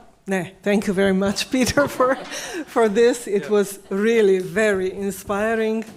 And I'm sure there are some questions in the audience. I'm sure Dušana has one. To break the ice, please.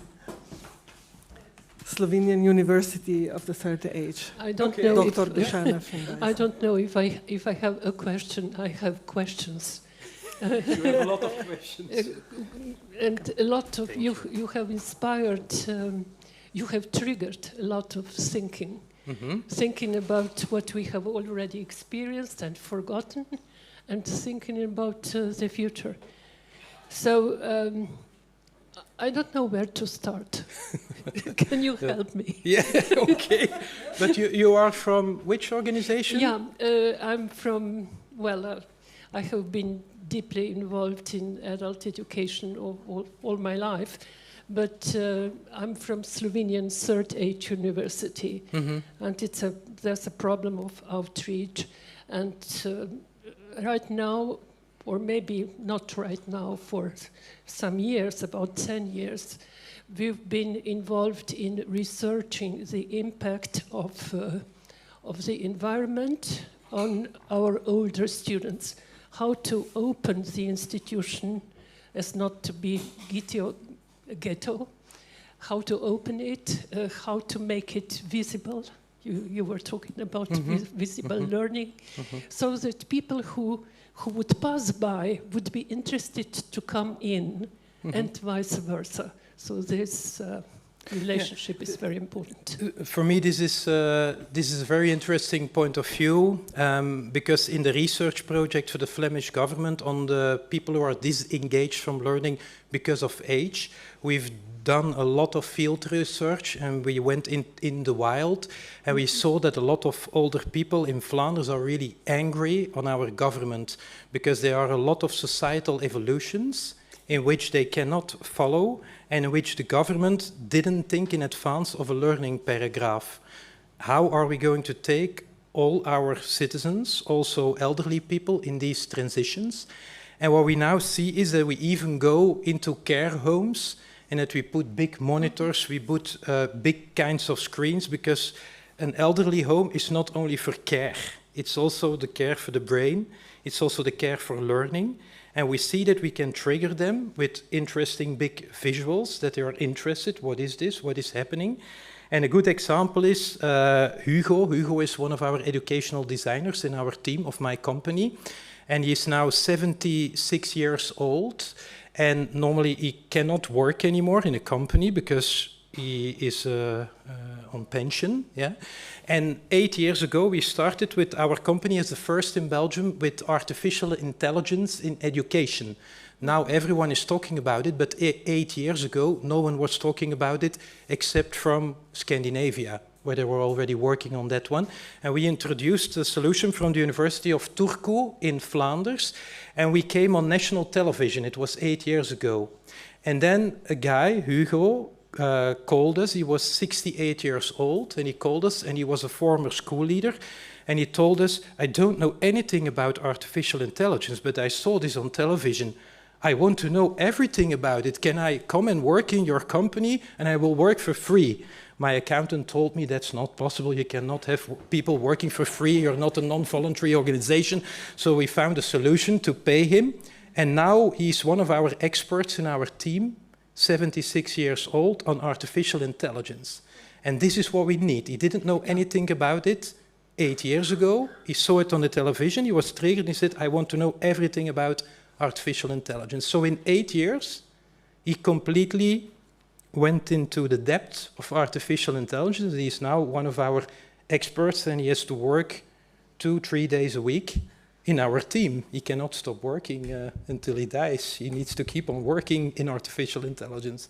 And that's how we have to do it. We have to trigger people. We need to make also infrastructure for elderly people, not only for care, but also for learning stimulating with big screens and things like that, what is happening, so that they can ask questions. It's very important. Very relevant what you're doing, I think. Yeah. Yes. Unfortunately, it needs some money at least.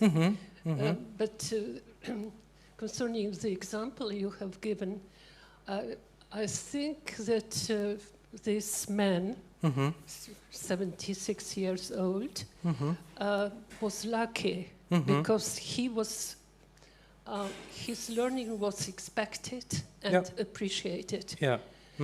That's so true. The problem we are having is how to influence, how to impact the whole society, the whole environment. And we know it's not feasible, and it takes a lot. Takes a lot of time, but it's very important that the learning of the so-called marginalized groups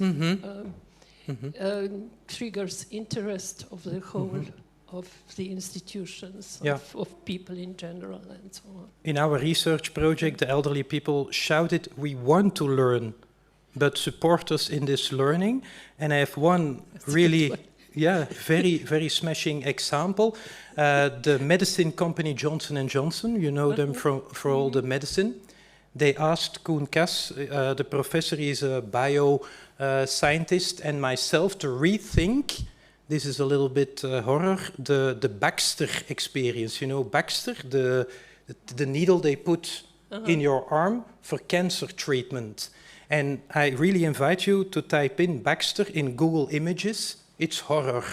It's blood, it's all kinds of things. And they asked us to rethink the Baxter experience and to make it a delightful experience that everyone says, oh, I want a Baxter experience of 25 treatments. And we did a design project with patients who had blood cancer. I don't know the technical name because I'm not a medical scientist.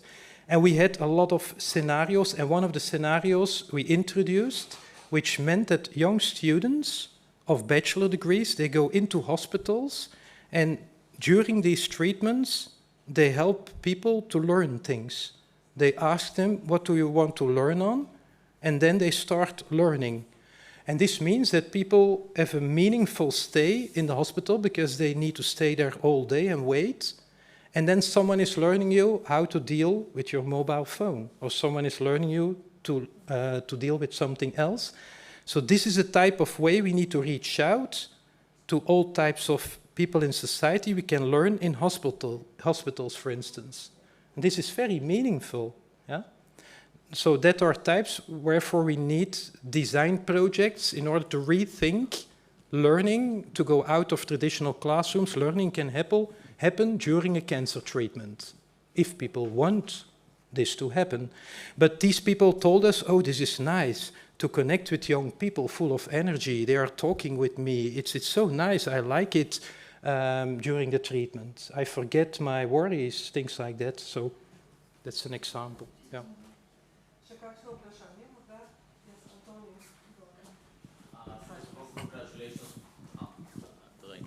Okay, congratulations for a really inspiring presentation. Thank you. During your presentation, you stressed out the importance of the relational component. And for me, this is very important. And going back to the COVID period, we see that this online learning led to decrease of the academic performance.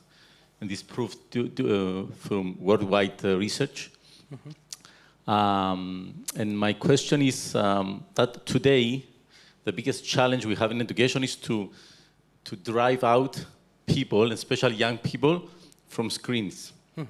So how do you think we can achieve learning and keeping this relational component in this era where everything is around screens and AI?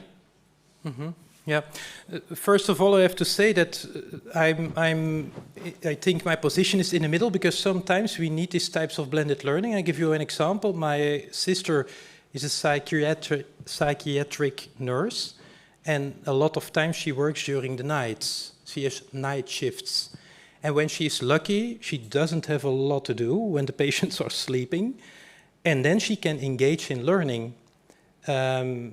This means that she now engages in types of online learning. This was not possible 10 years ago because the adult education centers, they just operated in between 6 and 10 o'clock in the evening, and that's when my sister needed to work. So sometimes it's interesting to have these types of online learning. That's important to say.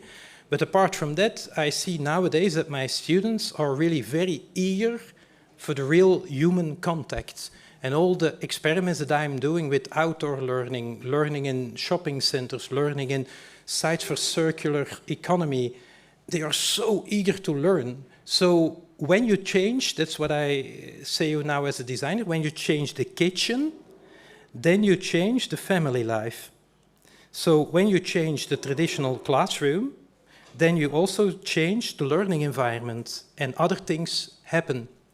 So it's important to constantly see, when I change my learning environment, what is going to happen? Do I have more eager learning? What I, for instance, saw was, when I started with nomadic learning, that my students also became professors. It never happened. They asked me after my classes, can we also organize classes? They never asked me 10 years ago. They just ran out of the classroom and went outside. And now they came and they say, we also want to organize workshops and classes. Can we do a learning event in the evening? Yes, of course you can. And we had the other way around. We had professors coming to these events and learning from young people. So if you change the kitchen, then you change the family life. And it can be with very small things you change. It can also be with furniture in the classroom. So one of the things I would advise you is to change the kitchen constantly, not in your house, but as a professor or as a teacher, this is very important, and to see what happens if it has a positive impact. And then the relational component, I hear every day from my students that they want this, that they want you to be interested in their learning, asking questions about their learning, engaging in meaningful discussions. So I stimulate that with the placemats, because I don't do it myself all the time, but I ask students also in between classes, I give them the placemats and I say, have a conversation on your learning. That's metacognitive reflection, but we normally don't do it. We just give classes and we go out. So give them the placemats also to talk about their learning in pairs. That can also help. No?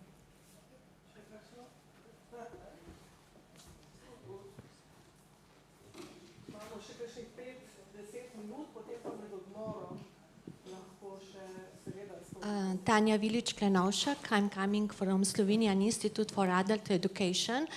I'm involving in developing guidance for adults in adult education. I found in your model guidance, but not explicitly.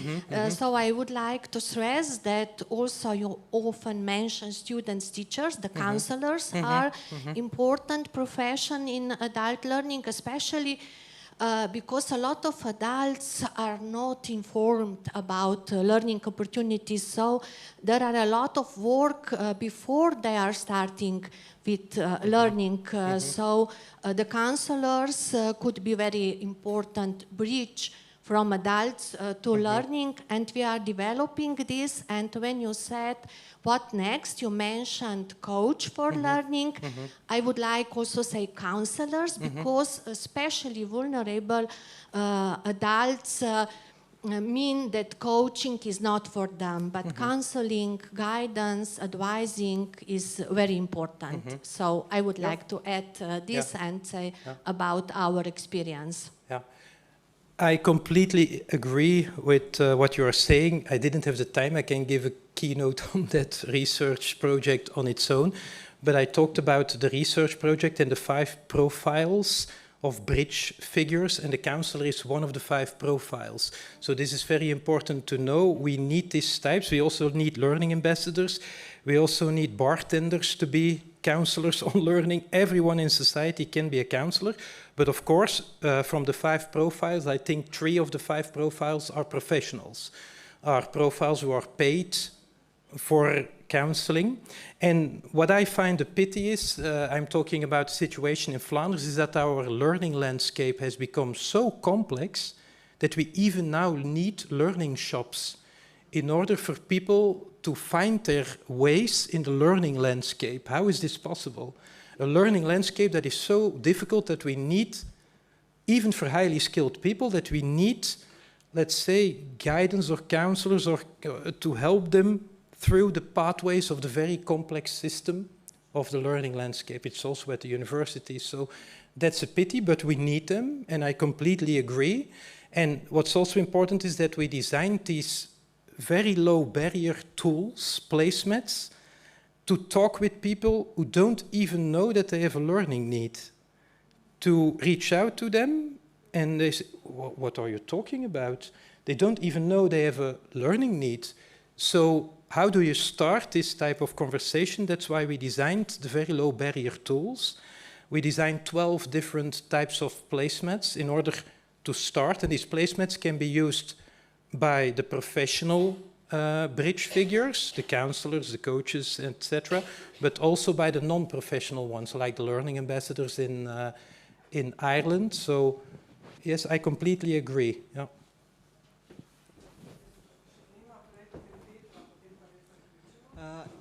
I need to introduce myself. I'm coming from the Ministry of Education, Department for Development and Quality of Education. My name is Emma Permet, and I was actually starting with so-called learning exchange project in early 90s at the Slovenian Institute.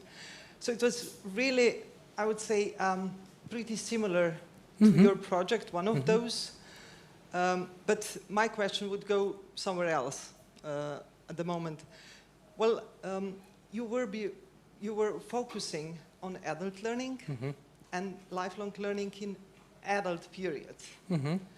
But at the moment, I'm pretty much involved in so-called sustainable development projects at the ministry. And we are starting at the moment the project so-called School Eco Gardens. This is just, we would say, the umbrella name, but inside of it is the focus of pedagogical approaches and didactics to go outside of traditional classrooms and do the learning process. So my question would go further to that. Actually, your research, as we heard, focusing to students and their learning process, but we need to actually to equip young people, young children also to that, to go further to the university level and do the stuff as you have been explaining. So we have teachers, that they are the bridges to that.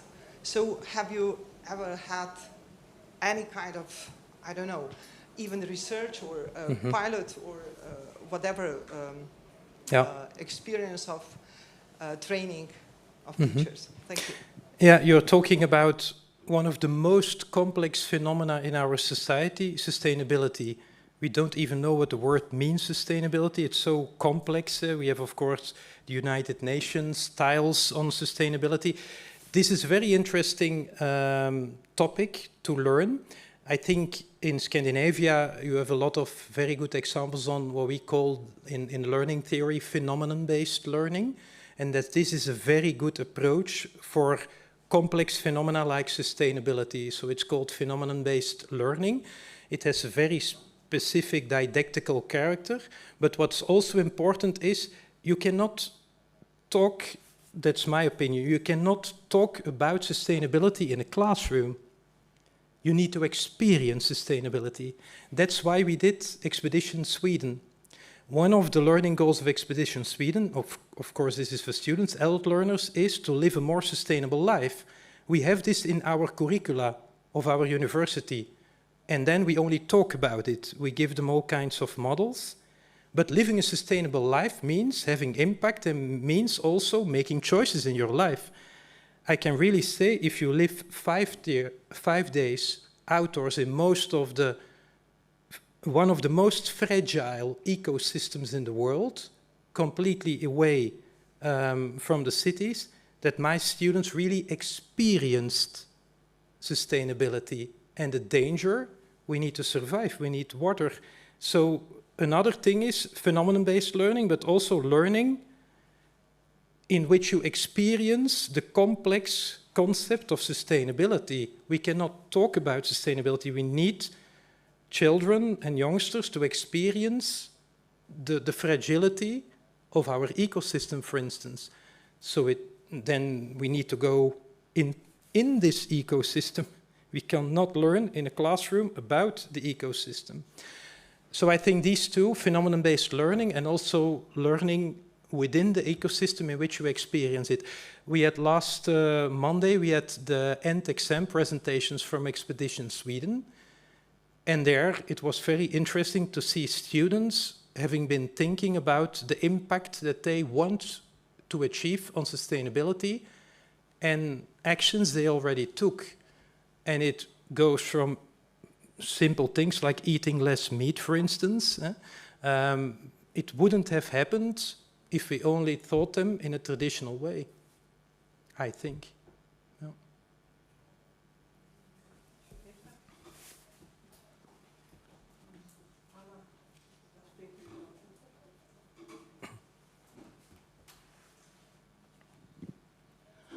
Petra Javrh, CIA. My question is a little bit similar. I just want to listen, have you some conclusions about this experiment in the wild environment? What are differentiate factors to the learning process? Yeah. Maybe a little bit more about your thoughts and ideas and so on. Yeah. Thank you. I don't have my scientific conclusions yet because it's part of a broader scientific research. We're going to do 5 of these expeditions with always different points of view. Now we were focusing on the learning goals that we had with this course, because it was a traditional course in the curriculum of the university.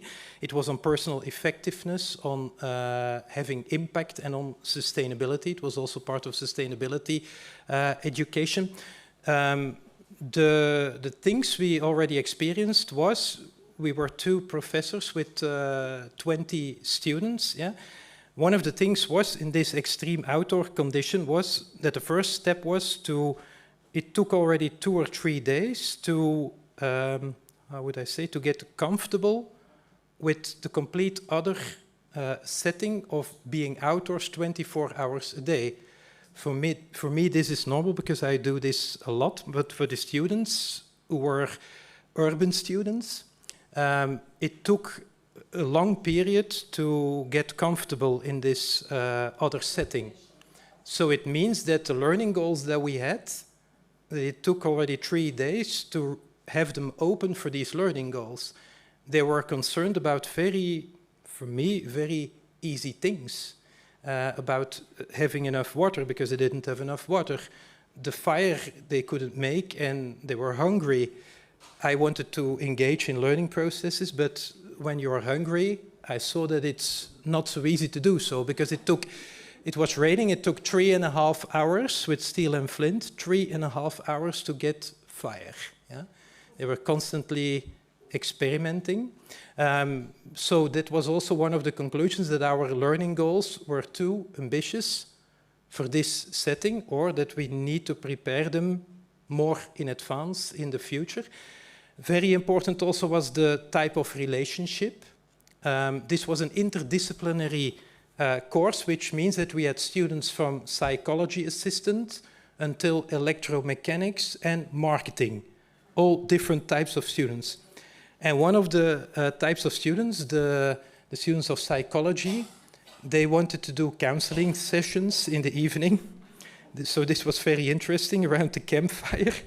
And the other students were quite uncomfortable. The ones from electromechanics and marketing, they were thinking, what are we doing here with this psychology counseling?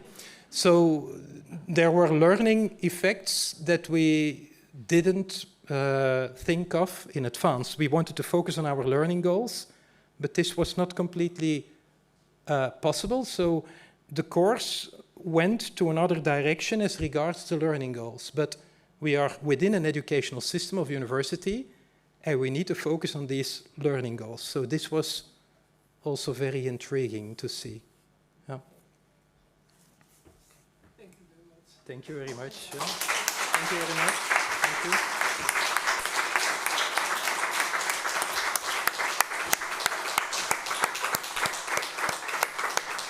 Res hvala, to predavanje si bomo še kako zapomnili in seveda snovali, razmišljali, se spraševali koga drugega. Se mi zdi, da je bilo ogromno zanimivih reči povedanih in velik izziv res nam vsem. Rada bi poudarila, da imamo kar nekaj ljudi, ki nas spremljajo preko spleta, med njimi tudi doktorja Nemeta Balaša iz Madžarske in še koga drugega tukaj iz Slovenije. Lep pozdrav tudi vsem. Mi gremo zdaj na kosilo, oni pa verjetno tudi, tako da dobimo se ponovno ob 13. uri tukaj in kot rečeno, najprej video posnetek iz Bruslja, potem pa 3 primeri inovativnih učnih okolij tukaj iz Slovenije. Vmes pa si lahko še pogledate razstavo o rokodelstvu, zelo zanimivo, tudi srečanje preteklosti, sedanjosti, prihodnosti, tukaj takoj v sosednjem prostoru. zdaj pa predvsem dober tek.